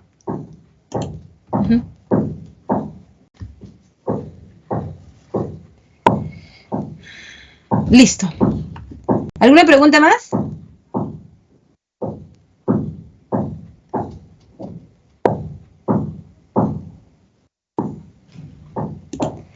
Los Paracas caen porque hay otras sociedades al final de este periodo que son más fuertes militarmente que ellos, ¿no? Son más, digamos, más desarrolladas. Entre ellas está Nazca, pues, ¿no? Nazca es la absorción de los Paracas cavernas con algunas condiciones más, ¿no? Algunas condiciones más avanzadas. O sea, no es que desaparece porque alguien lo mata o porque alguien lo destruye, ¿no? Sino porque hay comunidades que están alrededor de ellos en la misma zona que están más avanzadas, que tienen, por ejemplo, más dominio del agua o que tienen más dominios de la agricultura. Porque tú puedes ser muy buen guerrero, pero si no tú no dominas el agua ya fuiste, ¿no? ¿De qué vas a comer? ¿De qué vas a vivir? Y esos son obviamente los Nazca. Cuando hablamos del intermedio temprano, debemos decir que los Nazca van del 50 a.C. al 600 después de Cristo. En su origen surgen a partir de la tradición Paracas Necrópolis. ¿Qué toman de los necrópolis? Toman el arte guerrero, pero los necrópolis no son tan fuertes y los Nazca los sobrepasan, ¿no? Pero toman cosas de ellos. En cuanto a la política, destaca la élite con una teocracia militar. Esto porque los necrópolis han sido absorbidos, ¿no? Usan cabezas trofeo como ofrenda de los dioses obtenidas en sus conflictos. Es muy interesante ver cómo ellos absorben otras sociedades y como con algunas técnicas chavín, ¿no? Metido terror. ¿Cómo te meten terror? Quitándote el agua, ya no, ya, porque no pueden hacer eso. Recuerda que las sociedades que están pegadas al nivel del mar tienen mucha dificultad para poder ver el movimiento de los astros, ¿no? Ya que las neblinas son fuertes y no se deja ver. Bueno, en el caso de los Caral se podía porque era todavía muy incipiente, ¿no? Todavía era primarioso todavía, ¿no? Pero acá ya no, la gente ya no se deja estafarse, ¿no? Entonces, en este caso, ellos buscaban expandirse, ya no tanto por la religión, porque era algo que no les iba a rendir mucho, ¿no? Pero sí usaban la amedrentación física, y ahí es cuando tenían algún conflicto, ¿no? Cortaban la cabeza al líder, luego le sacaban el cráneo, dejaban la pura piel con el pelo, la hacían hervir en agua por varias horas, se reducía con agua con sal, una vez que estaba reducida la hacían secar varios meses, y cuando secaba, luego la rellenaban así como una bolita y la ponían en su cinturón. Entonces cuando iban a un enfrentamiento de frente, se aparecía el pata ahí con unas cabezas en la cintura. De hecho, la impresión es un impacto, ¿no? Entonces, por lo general ganaban, ¿no? Así de primera entrada más. En economía, su actividad principal fue la agricultura intensiva. ¿Por qué agricultura intensiva? Porque hay uso de tecnología, ¿no? No es como en el otro caso que habíamos visto en donde tenían una agricultura de secano, o sea, donde la lluvia les permitía a ellos sin ningún problema cultivar. Acá no, acá el problema es que estamos en terrenos áridos, ¿no? Que poco a poco se vuelven áridos, ¿ah? Porque al principio pues había mucha vegetación, pero poco a poco los Nazca, como tenían mucha población, comenzaron a cortar los árboles de guarango. Los árboles de guarango son como los que están acá al fondo, y esos que hacían, esos eran como una barrera, algo así como el algarrobo, como una barrera para el desierto, y generaban que acá alrededor hubiera un valle, por eso eran una cultura. Pero poco a poco, como había más población para hacer sus alimentos, calentarse y todo, comenzaron a cortarlos, el desierto se metió y bueno, creó esto, ¿no? Ahora, para solucionar el problema, porque no había mucha agua cerca, ellos no hacían pozos porque no conocían la polea, ¿no? ¿Cómo iban a sacar el agua del pozo sin una polea?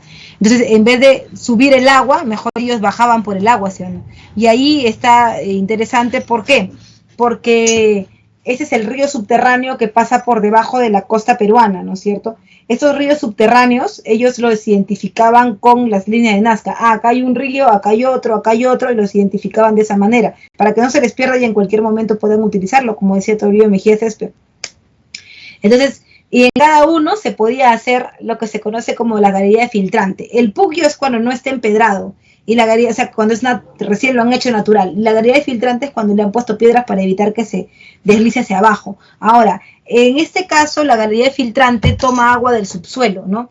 Entonces, hacia abajo, ahí está el agua, tú bajas, sacas el agua, pero hay momentos en donde como está frente a las placas de Nazca, esas placas hacen presión. Al hacer presión, el agua sube, y cuando el agua sube, deja húmeda ese espacio, ese terreno que tú ves acá, ese caminito, y ahí puedes también utilizarlo para sembrar y ampliar tu frontera agrícola, ¿no? Importante también eso. En arquitectura se construyeron grandes centros ceremoniales como Cahuachi, estanquería, ¿no? Y en urbanismo es planificado, ¿no? Porque se van haciendo casas de acuerdo a cómo van aumentando en la tasa demográfica, pero poco a poco van a tener problemas también con eso, porque hay otras culturas como Moche que se van a ir acercando a ellos y son altamente y mucho más guerreras, ¿no? Entonces ahí van perdiendo piso. En cuanto a la religión, está basada en el culto al dios Con y está representado con la máscara de felino portando siempre un báculo y las cabezas trofeo. Mira, no es Run Run por si acaso, pero este de acá, si te das cuenta, ¿no? Tiene la misma idea de los dioses de los báculos, ¿no? El de arriba y el de abajo, la dualidad siempre, ¿no? Siempre acá. Si te das cuenta, también una dualidad en sistema espejo, ¿no? Si tú lo cortas al medio, salvo lo que tiene en las manos, todo es igual. ¿Ya? Uy, ¿qué pasó acá? Ya he respondido eso, ya. En cuanto a la cerámica es polícroma, usa hasta 16 tonalidades de colores y tiene horror al vacío. ¿Qué significa esto? Que llena todo lo pinta. No necesariamente lo llena de dibujos, pero sí la pinta toda la cerámica, no deja ningún espacio en blanco, porque esta es la idea de evitar la escasez, ¿no es cierto? Entonces pinta todo, es como cuando tu vecina sale a la calle y se pone un polito de tiras y encima un chaleco y abajo se pone unas medias de coco, unas botas y encima una faldita short y encima de la faldita short una correa y encima sus aretes y encima se pone la mascarilla y encima de la mascarilla los lentes y encima es un árbol de Navidad. Entonces cuando tú la veas salir dices, ay, vecina, en realidad tú me has salvado la vida porque yo no tengo que estudiar historia tanto, porque tú eres ya una representación del horror al vacío. Tú tienes todo encima. Lo que se pone todo encima, horror al vacío.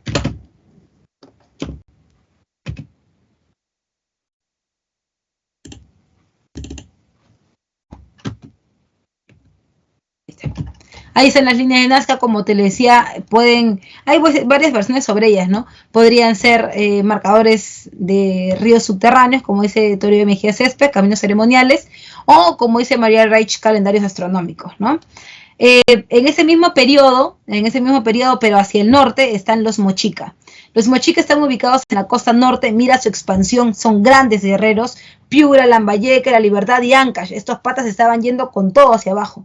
En cuanto a la política, se organizaron en estados o reinos independientes. Mochica no es uno, son varios, ¿cierto? Varios, que forman una élite, ¿no? Y que dominan toda la zona. Hay moches de Piura, de Lambayeque, de La Libertad, hay varios, ¿ya?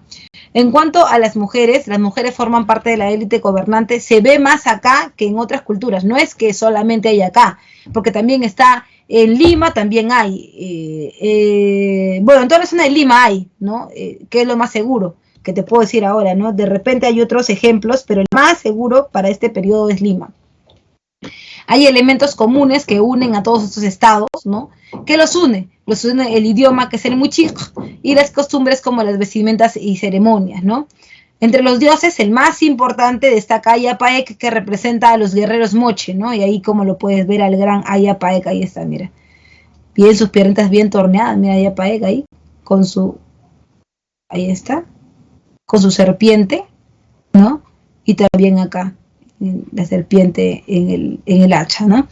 En cuanto a economía, su principal actividad es la agricultura intensiva. Ya sabes por qué es intensiva, porque usan tecnología hidráulica para poder hacer reservorios de agua, canales, drenar el agua. En el caso de los Nazca, utilizar las galerías filtrantes, ¿no? Usaron canales de regadío como la Cumbre. La Cumbre no es un canal de regadío que ellos hayan construido, porque quedó desde Chavín llegó hasta esa zona, ¿no? Entonces, no es que yo me voy a ocupar esa zona y voy a romper todo lo que está antes. Si me sirve, me lo quedo. Y los moches lo hicieron, ¿no?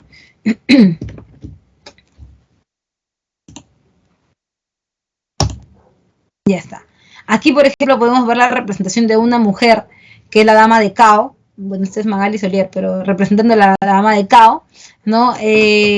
Con poder. ¿Cómo sabemos que tiene poder? Porque tiene tatuajes, mira, acá tiene tatuajes. Inclusive tatuajes en el cuello, en este caso no se lo han reproducido, pero tiene tatuajes en el brazo, en los brazos, en las piernas y como dos, pero acá atrás casi por la nuca, en el cuello, ¿no? Profesora, esos tatuajes normalmente son de arañas, ¿no? Cuando tienes una mujer con tatuajes de arañas o serpientes, estás frente a una gobernante. Acá también las mujeres de Huaca Pujillana, también las pujillanas o la dama de los batanes, ¿no? Del Parque de las Leyendas, esas tres mujeres que se han encontrado en esas tres huacas tienen representaciones de arañas. ¿Qué significa la araña? En la costa, sobre todo en la costa, ¿no?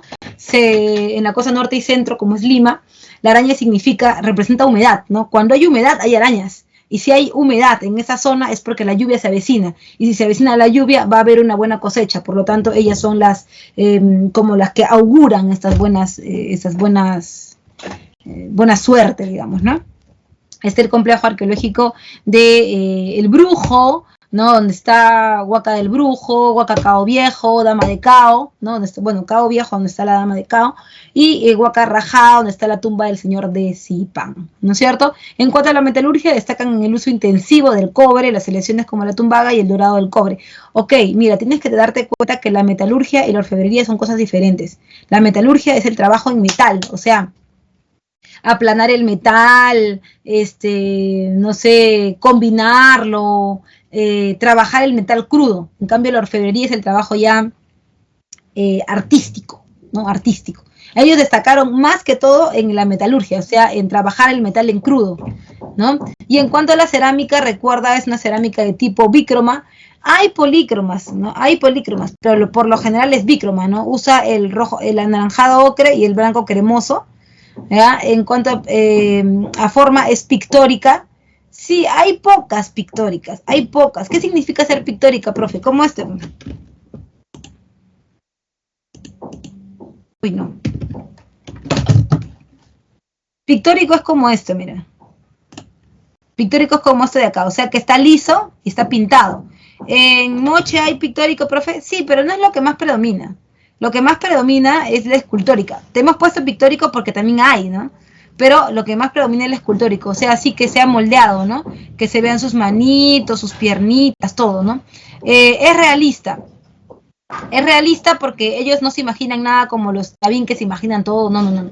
Ellos toman todo de la naturaleza. Lo que ven, lo representan. Por ejemplo, acá se representa un huaco erótico, por lo general son representaciones de mujeres que han dado a luz, ¿no?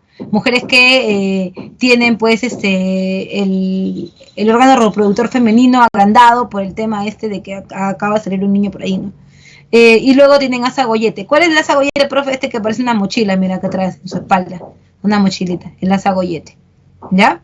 Es realista, es documental, porque podemos saber muchas cosas de los moche o de los mochica a partir de su cerámica, ¿no?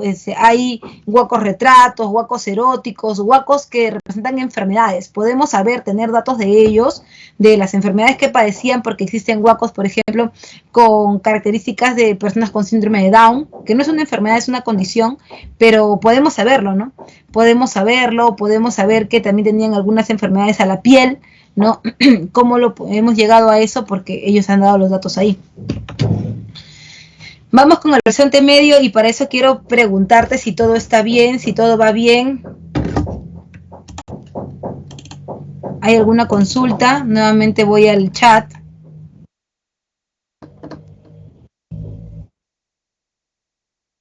A ver, acá tengo varios.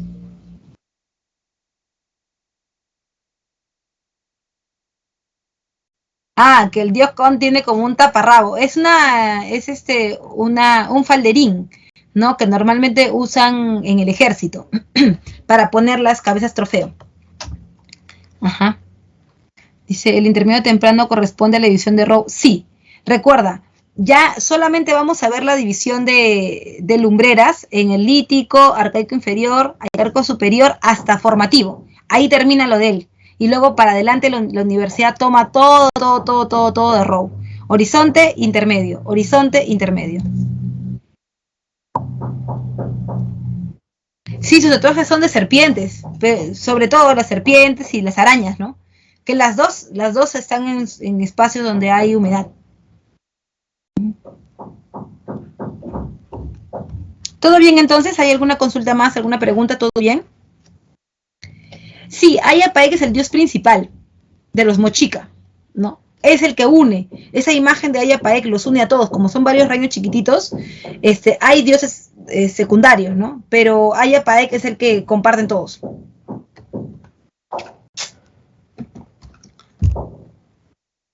No, Ayapaec no está influenciado por Con. Ayapaec está influenciado más bien por Chavín, por las características Chavín, ¿no? De serpientes, sí. Y Con también está influenciado por Chavín. O sea, todos están influenciados por Chavín. Por eso es que el profesor Tello decía que Chavín era la cultura matriz del Perú, ¿no? Porque muchos elementos que ellos tenían han pasado a otros de generación en generación. Listo, ¿todo bien entonces? Déjamelo saber en el chat, por favor, para continuar, porque nos faltan todavía 25 minutos y ya estamos listos para empezar el segundo horizonte. ¿Todo bien? ¿Todo bien? Déjame saber en el chat. O dedito arriba, si es que todo está todo bien. Puedes dejarme también dedito arriba.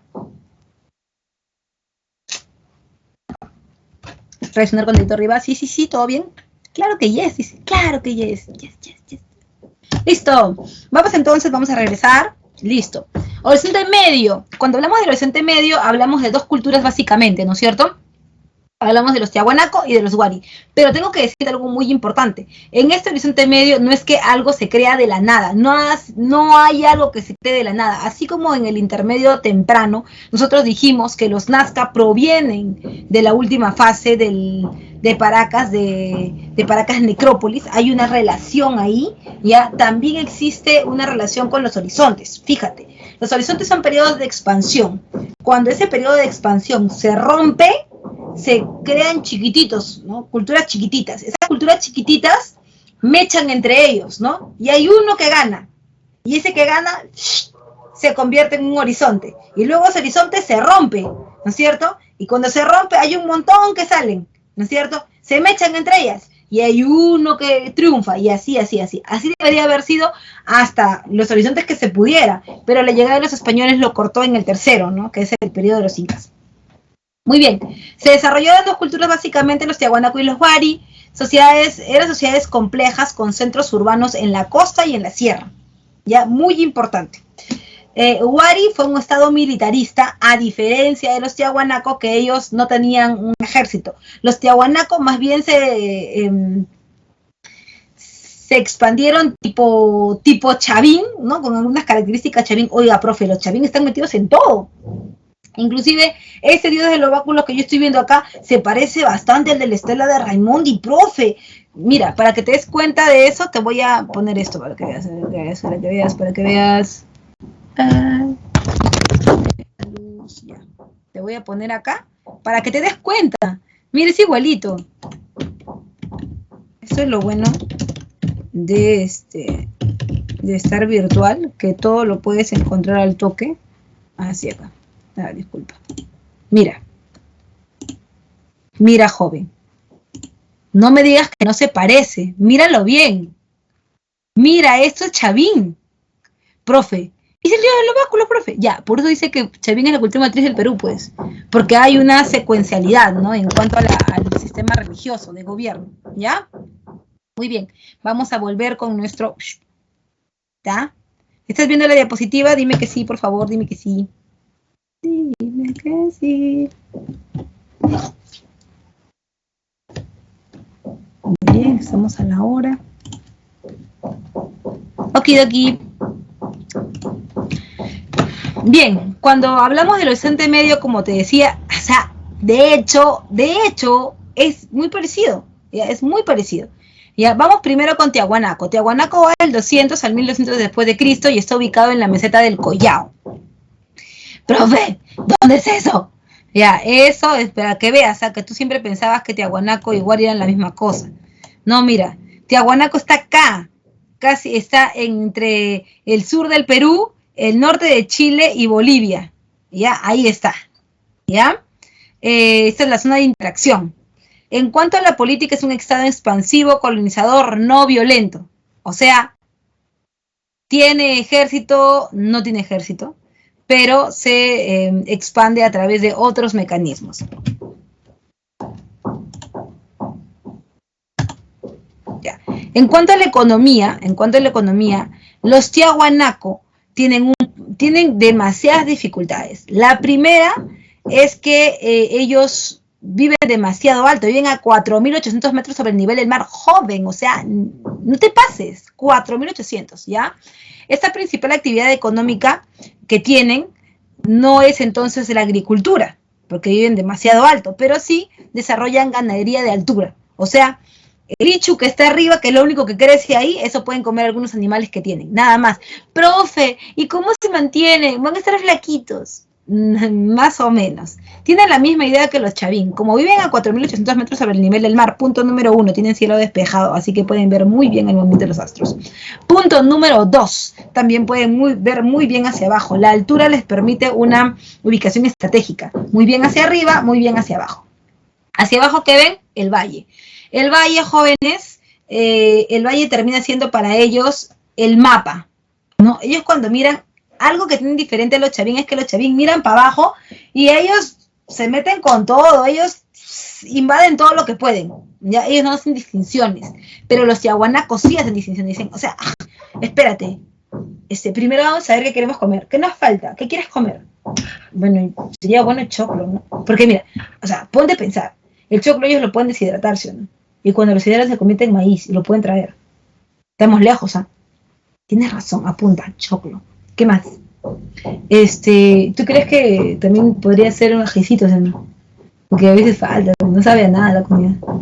¿Pero dónde encontramos? Allá está el choclo. ¿Y el ají? Allá, mira, ahí más arribita, ahí hay otro. Pero nos estamos desviando.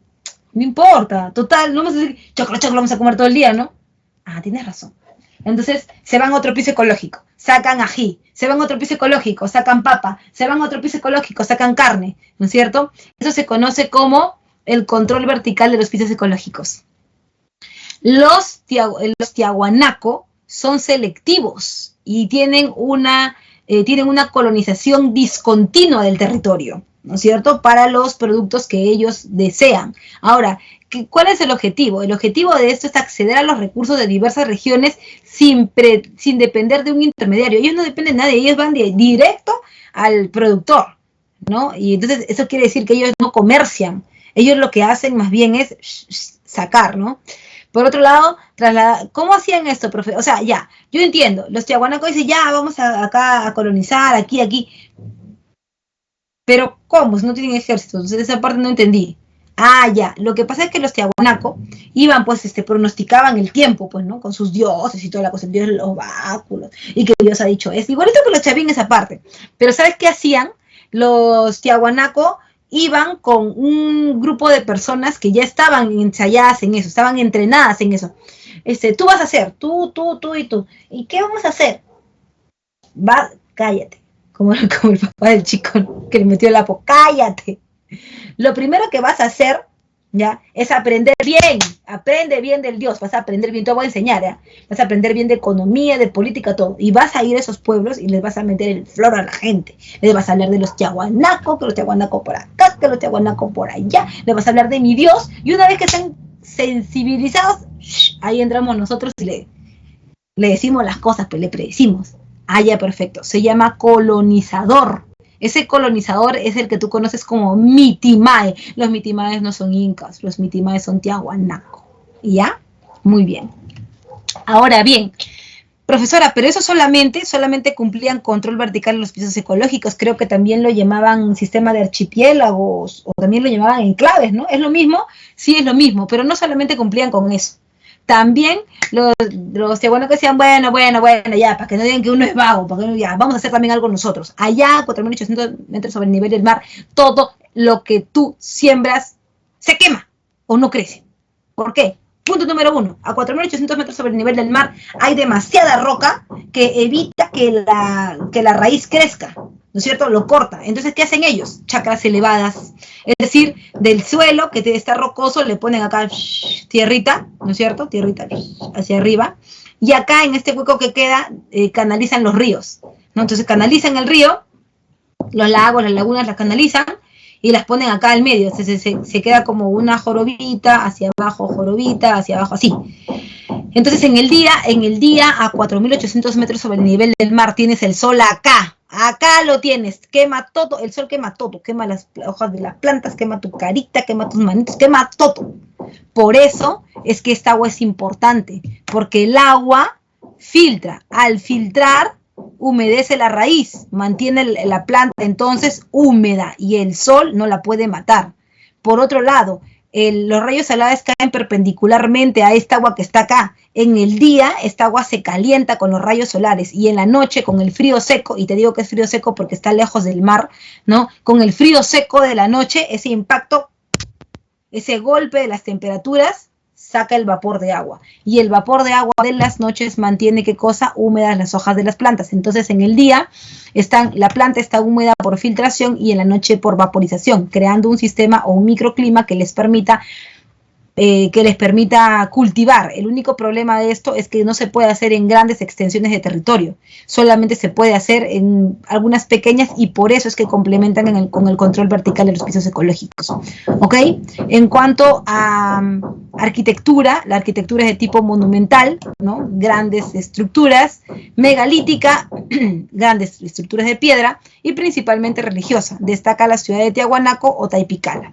En cuanto a la escultura, es monolítica con representaciones de seres antropomorfos. También debo decirte que de los Tiahuanaco tampoco no son uno. Los Tiahuanaco eran bastantes en uno solo, ¿no?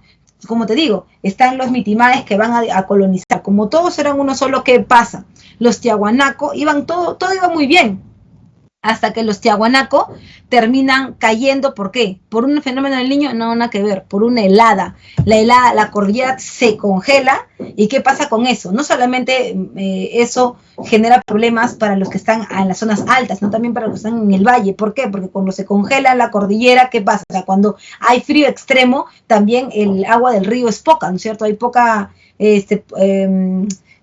poco descenso, y al haber poco descenso también la agricultura comienza a descender, y al descender entonces hay poco excedente de producción. Está bien que tú seas mi Dios, está bien que yo te tenga pleitesía, pero el problema es que si yo no me puedo alimentar, ¿qué te voy a dar a ti? Y cuando ya no llegaba el excedente de producción a los Tiahuanaco estaban con hambre y decían, ¿saben qué? Muchachos, rompan filas porque acá arriba ya no se puede vivir. Sí, que yo los voy a presionar, pero ¿qué cosa me van a dar si no tienen? Entonces los Tiahuanaco terminan por romperse, y cuando se rompen salen volando por todos los pedacitos, y esos pedacitos que salen ahora van a formar ¿qué cosa? Un periodo intermedio. ¿Quién está en ese periodo intermedio que era Tiahuanaco? Son los incas. Por eso los incas tienen mitimaes, tienen control vertical, todo eso lo aprenden. ¿Por qué? Porque los incas salen a buscar su alimento, no hay nada que comer, los incas comienzan a buscar su alimento, no se van a ir más arriba, ¿no? Tienen que bajar al valle. ¿Cuál es la zona más cercana al valle que tienen ellos? El valle de la Camama, que tú conoces como el Cusco. Por eso el imperio se va a desarrollar en el Cusco, ¿no es cierto? Pero eso lo vamos a ver todavía en un par de semanas más, ¿ya? Listo. Y luego tenemos el imperio Huari. Cuando hablamos del imperio Huari, decimos que está ubicado en Ayacucho, migra hacia la Sierra Central. Se origina por la influencia o confluencia de las tradiciones culturales de Huarpa, Tiahuanaco y Nazca. Efectivamente, Huarpa y Nazca, ¿no es cierto?, son intermedio temprano. Ya, Tiahuanaco también, profe, claro, Tiahuanaco también era intermedio temprano, chiquitito era, pues chiquitito. Y luego venció a los demás, venció a los Huarpa, venció a los Nazca y pum, saltó a ser un horizonte. Pero los Huari también se nutren de ellos. La diferencia es que políticamente tienen un ejército expansivo e imperial, o sea, buscaban pegarle a todo el mundo con tal de ser los primeros. Es una sociedad panandina con dominios en la costa, sierra y selva. Por eso, por ser panandina, es que Lumbreras lo determina como el primer imperio parandino, ¿no es cierto? Profesora, pero ¿por qué si Chavín también se extendió? Porque él no es imperio, porque no tenía ejército, pues. Para expandirse y ser imperio tiene que tener ejército. Se construyen centros administrativos provinciales que son las ciudades cabecera de región. ¿Qué son esas ciudades cabecera de región? Son centros como si fueran sucursales, ¿no? La capital de Huari es Piquillacta, ¿no? Viñaque también podemos hablar de ella, ¿no? Viñaque tiene centro administrativo, centro político, todo tiene, todo lo que tú puedas imaginarte para administrar lo tiene. Entonces los Huari van viendo, van mirando y ven un cerro y dicen, este cerro me gusta, pero está con gente. ¿Qué hacemos? Lo votamos, pues. Primero les preguntamos, si quieren adherirse a nosotros, bacán, no hacemos nada, pero si no quieren, que se tengan a las consecuencias. Iban al cerro y te decían, ya, se largan todos. ¿Qué? ¿Por qué me voy a ir yo? Porque yo lo digo, ¿está bien o no? No, yo no me quiero ir. No te quieres ir. Traían en su ejército y se barrían con todo. Lo dejaban planito, todo limpio lo dejaban. Y además traían su arquitecto. Y su arquitecto traía su maqueta que era igualita a la capital. Y construyeron una capital igualita ahí también. Profesora, ¿pero se iba a convertir en capital? No, se iba a convertir en una sucursal. Se iba a convertir en una ciudad cabecera de región. ¿Por qué? Porque ese lugar es estratégico. De ahí puedes dominar a todos los que están alrededor. Entonces tú pones una igualita ahí y esa ciudad está encargada de administrar todo lo que está alrededor, de conquistarlos. Y así ponen una y otra y otra y otra y otra y se vuelven grandazos. Para unir esas ciudades, ellos crean una red de caminos. No se llama Capañán, ¿eh? Capañán le ponen los incas. Crean esta red de caminos y esta red de caminos los une los ejércitos, para los comerciantes, para todo sirve, ¿ya? Ahora, el tema es que tú dirás, profe, profe, ya no siga, ya, este es mejor que los incas, mejor que los chavín, profe, ya es mejor, ya. Sí, tienen una forma de expansión bien interesante, pero el problema es que mientras más te expandes de esa manera, más independizas a las ciudades, pues. Porque no es que tú te vas lejos y pones una ciudad cabecera de región, dime si no se va a poder independizar. Claro que se va a poder, porque lo tiene todo para hacerlo y tú estás recontra lejos. Hay caminos, por supuesto, hay ejército, por supuesto, pero hasta que llegues allá, ya esos patas ya son otra cosa, ya. Ahora, eso le pasó a Wari, como demasiado se expandió, se rompieron, se independizaron las ciudades cabeceras de región y quedaron como si fueran culturas. Por eso, en el intermedio tardío, tú tienes un montón de culturas que están bien desarrolladas, los chimúes, los chinchas, un montón. ¿Por qué? Porque salen de acá, pues, ¿no? Están muy especializadas. En cuanto a arquitectura, su logro más importante fue el desarrollo del urbanismo por la construcción y planificación de ciudades administrativas. Destacan Piquillacta, Viracochapampa, Espíritu Pampa y Cajamarquilla en Lima, ¿no? Muy bien, seguimos entonces. Su cerámica en la fase imperial, o sea, en la fase final, destacan los estilos Robles, Moco y Pacheco, ¿no? Acá está el Robles, Moco y el Pacheco, que normalmente desarrolla imágenes de animales. En religión, la divinidad principal fue el dios de las varas o el dios Visco, se comparte con el Tiahuanaco. En textilería, de gran calidad técnica y complejidad en sus diseños, generalmente abstractos y geométricos, destacan los tapices y uncos característicos de la élite. ¿Por qué cae? Como te dije, factor interno, rebelión de las ciudades cabeceras de región, se independizan. Factor externo, crisis agrícola por el fenómeno del niño, ¿no? O sea, como ellos tenían varias ciudades cabeceras de región en varios lugares, muchas de ellas ya no podían dar el excedente de producción. Como no podían dar el excedente de producción, ¿qué pasaba? El fenómeno del niño les había atacado. Entonces, eso generaba que hubiera menos alimento. Al haber menos alimento era un problema, porque los Wari tampoco no son locos. O sea, los Wari no conquistan para ellos mantener a los demás. Los Wari conquistan para que los demás lo mantengan a ellos. Eso es algo que actualmente no se entiende, ¿no? Pero los Wari conquistan la costa, ¿por qué? Porque en la costa hay pescado, o sea, es algo así como también, como lo que decían los Tiahuanaco, pero sin seleccionar a nadie, ¿no? De frente se iban con todo, atropellaban todo lo que encontraban, ¿no? Entonces, los Wari tuvieron problemas, ¿no? Con la recepción del excedente de producción de la costa, por el tema del fenómeno del niño. Y además había que mantenerlos, pues si ellos no te pueden dar, tú tienes que mantenerlos porque son parte de tu imperio. De ahí salía, entonces no convenía. Y además también que se estaban independizando las demás ciudades cabeceras de región y eso ya terminó siendo un problema, ¿no? Terminó siendo un problema. Cae Wari, cae Tiahuanaco, termina el horizonte medio y comenzamos con el intermedio tardío. A este punto quiero preguntarte si todo va bien, si tienes alguna pregunta, alguna consulta. Dice... pero para conseguir los alimentos de los pisos ecológicos también había trueque entre ellos. Es que no necesitan trueque, pues. Ah, bueno, con Tiahuanaco no se llama trueque porque Tiahuanaco está en un sistema de superioridad. El trueque es solamente entre iguales. Lo que sí podemos decir aquí es que existe redistribución, ¿no? Las comunidades, ¿no? Entregaban su excedente de producción, los pisos ecológicos, a Tiahuanaco, y Tiahuanaco les entregaba lo que les hacía falta. Por ejemplo, si tú entregabas pescado que estaba deshidratado, ¿no? Que estaba seco, y eres de la costa, ¿qué es lo que casi nunca ves tú? Nunca ves carne, por ejemplo, de camellos sudamericanos. Ellos entregaban carne. Por ejemplo, si tú eres alguien que solamente produce choclos y les dabas maíz, de repente nunca has tenido acceso o no tienes mucho acceso al pescado de la costa. Entonces también se lo entregas. Pero no es que se intercambia, porque intercambio o trueque es algo de pares. Esto es redistribución. Y eso mismo de la redistribución, que solamente lo hace el Estado, en este caso Tiahuanaco, se lo heredan a los incas. Además que el trueque sería entre ellos. entre ellos no hay intercambio entre el Estado y los subordinados. Uh-huh.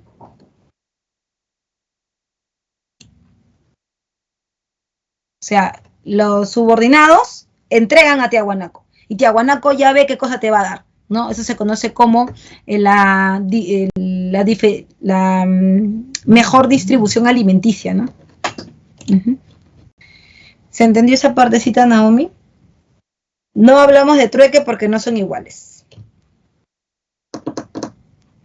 Sí, el mismo Dios en común, solamente que con diferente nombre, ¿no? Uh-huh. ¿Todo bien hasta ahí entonces para entrar a la última parte de la clase ya? ¿Todo bien? ¿Todo bien, chicos? ¿Todo bien, todo bien? Porque ya terminamos creo 9:50 me parece. A ver, vamos a mi papelito. A ver, déjamelo en el chat por favor. Lo que yo, todo apunto, porque la verdad que ya me olvido de todo. Sí, 9:50. Ya está. Muy bien, perfecto. Entonces, seguimos. Cuando hablamos del intermedio tardío, hablamos de todas estas sociedades, de todas estas culturas que van a salir, que van a ser el resultado de la desintegración de Tiahuanaco y de Huari, ¿no? La denominamos estados regionales o segundo estado regional, también periodo de reinos y señoríos. Y ahí tenemos, yo tengo una mnemotecnia, ¿no? Ahí podemos hablar de que en este periodo encontramos todas las culturas que comiencen con la letra che, ¿no? Sería sumatoria de todas las ches menos Chavín, obvio, porque eso es primer horizonte, y a todo eso le podemos sumar los incas, los huancas y los reinos aymaras, en general, ¿ya? Y ahí encontramos sumatoria de todas las ches, Chincha, Chanca, Chachapoyas, Chimú, ¿no? Todas las ches más, menos los Chavín, a todo esto le sumamos los incas, los reinos aymaras y los huancas. Y ya estamos, ¿no? En cuanto, lo voy a poner acá.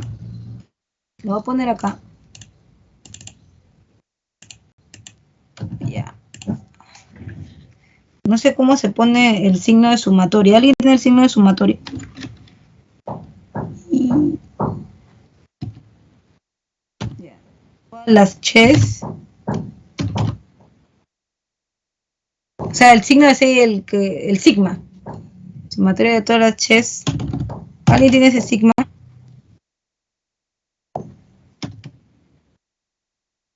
Menos los Chavín, más los incas, más los reinos aymaras, más los huancas. ¿Ya? Ahí está, las gracias. Lo máximo, Nayeli. Copiar.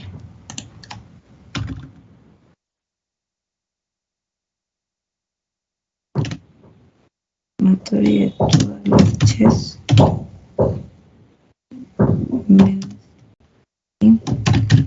Y ya está.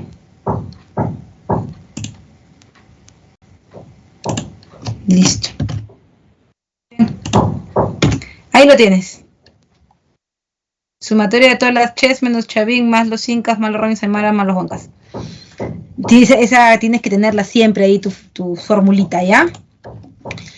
Cuando hablamos de los reinos aymaras se desarrollan en el mismo espacio donde estaban los Tiahuanaco. Por lo tanto, van a utilizar digamos que lo mismo que ellos tenían, ¿no? Porque como ya te he dicho, no se cancela solo porque hayas dejado este territorio, ¿no?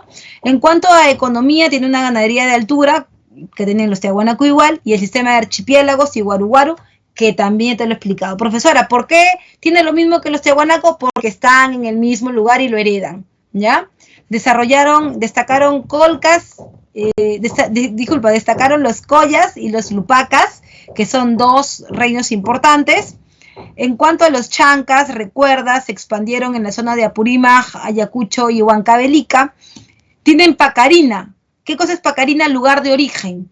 O sea, tienen su lugar de origen legendario que les da mayor poder, mayor presencia, mayor prestigio frente a los demás. ¿Cuál es su lugar de origen? Su Pacarina, las lagunas de Choclococha y Urcococha, y ellos fueron derrotados por los incas. Recuerda que después de derrotar a los chancas, los incas se convierten en un imperio.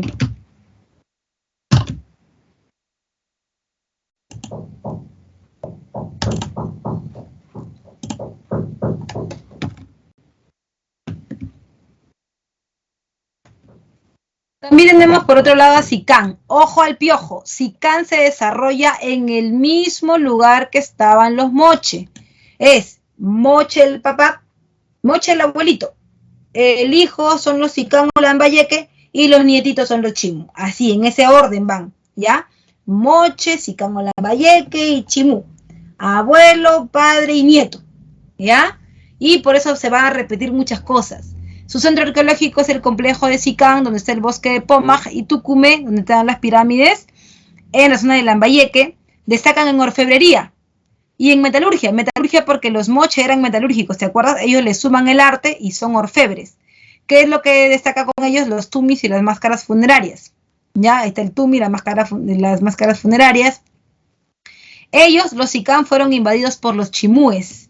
Los chimúes van a ocupar entonces la zona de Tumbes, Piura, Lambayeque, La Libertad, hasta Lima, ¿ya? Su expansión es de todo el norte, de Tumbes hasta Lima, ¿ya? Porque se queda con todo ese territorio.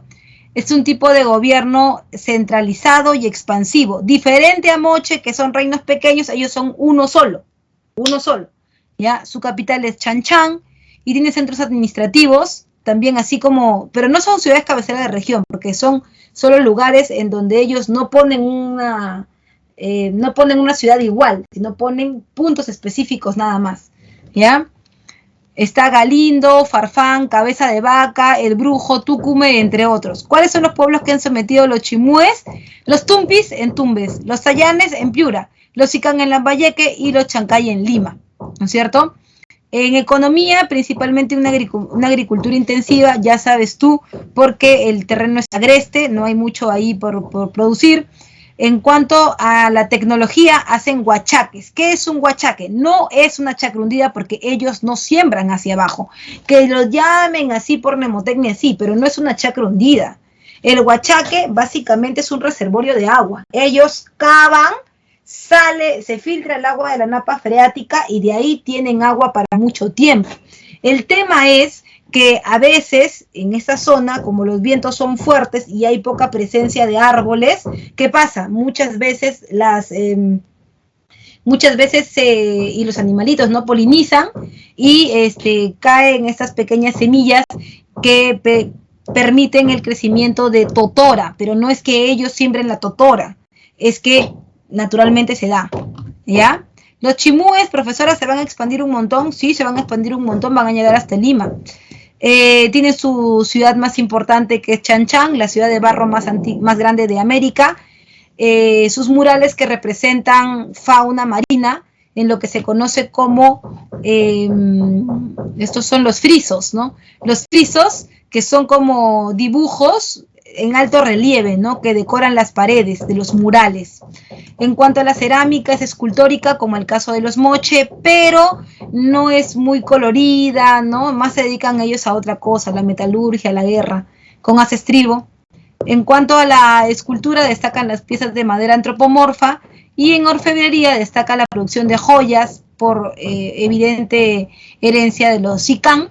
Y en la religión, el culto a Shi, a Ni, a Chan, que es el sol, pero ya no hay a Paek, ¿no? Como lo eran los Moche. Finalmente, está la caída del imperio, y cuando hablamos de la caída del imperio, hablamos de la llegada de los incas, aunque los chimúes se habían detenido ya en Lima, porque aquí en Lima, en la entrada de Lima, había un pueblo, y este pueblo era el más despiadado de todos, que los incas no eran nada para ellos. Si los incas pudieron derrotar a los chimúes, fueron porque ya estaban debilitados. ¿Y sabes quién los debilitó? Un pueblo que está al norte de Lima. De repente tú vives por ahí o conoces por ahí. Eran los Coyics. Actualmente es la zona de Coyique. Y los Koyiks eran despiadados, o sea, te metían cuchillo, te desollaban vivo, sí, horrible. Te cortaban la cabeza, te arrancaban los pelos y los chimúes no pudieron contra ellos. Se debilitaron y fueron los incas con el Auqui Tupac Yupanqui que los derrotaron, ¿no? Capturaron la ciudad de Chan Chan y para que nadie pueda volver a ocuparla, para destruirlos por completo, ¿qué hicieron? Destruyeron los canales de irrigación. Así su agricultura sería nula y al ser nula, entonces no podrían seguir avanzando. En cuanto a Chincha, ya Chincha es una sociedad teocrática, no tiene ejército, su poder real es la élite de comerciantes. Y en cuanto a arquitectura, desarrollan un sistema con adobones o tapiales, son muros grandes, no de pequeños como ladrillos, sino de bloques grandes, ¿no? De bloques grandes, tapiales. Se destacaron 3 ciudades importantes, Centinela, Tambo de Mora y La Cumbre, que son como un triángulo, como la triada. En Chincha siempre debes recordarte del número 3, porque para ellos todos en 3. Ya 3 ciudades, de las más importantes de las 3, es Tambo de Mora, y en escultura, la madera es tallada, también los remos y demás, ¿no? Finalmente ya estamos sobre la hora, sí, disculpen,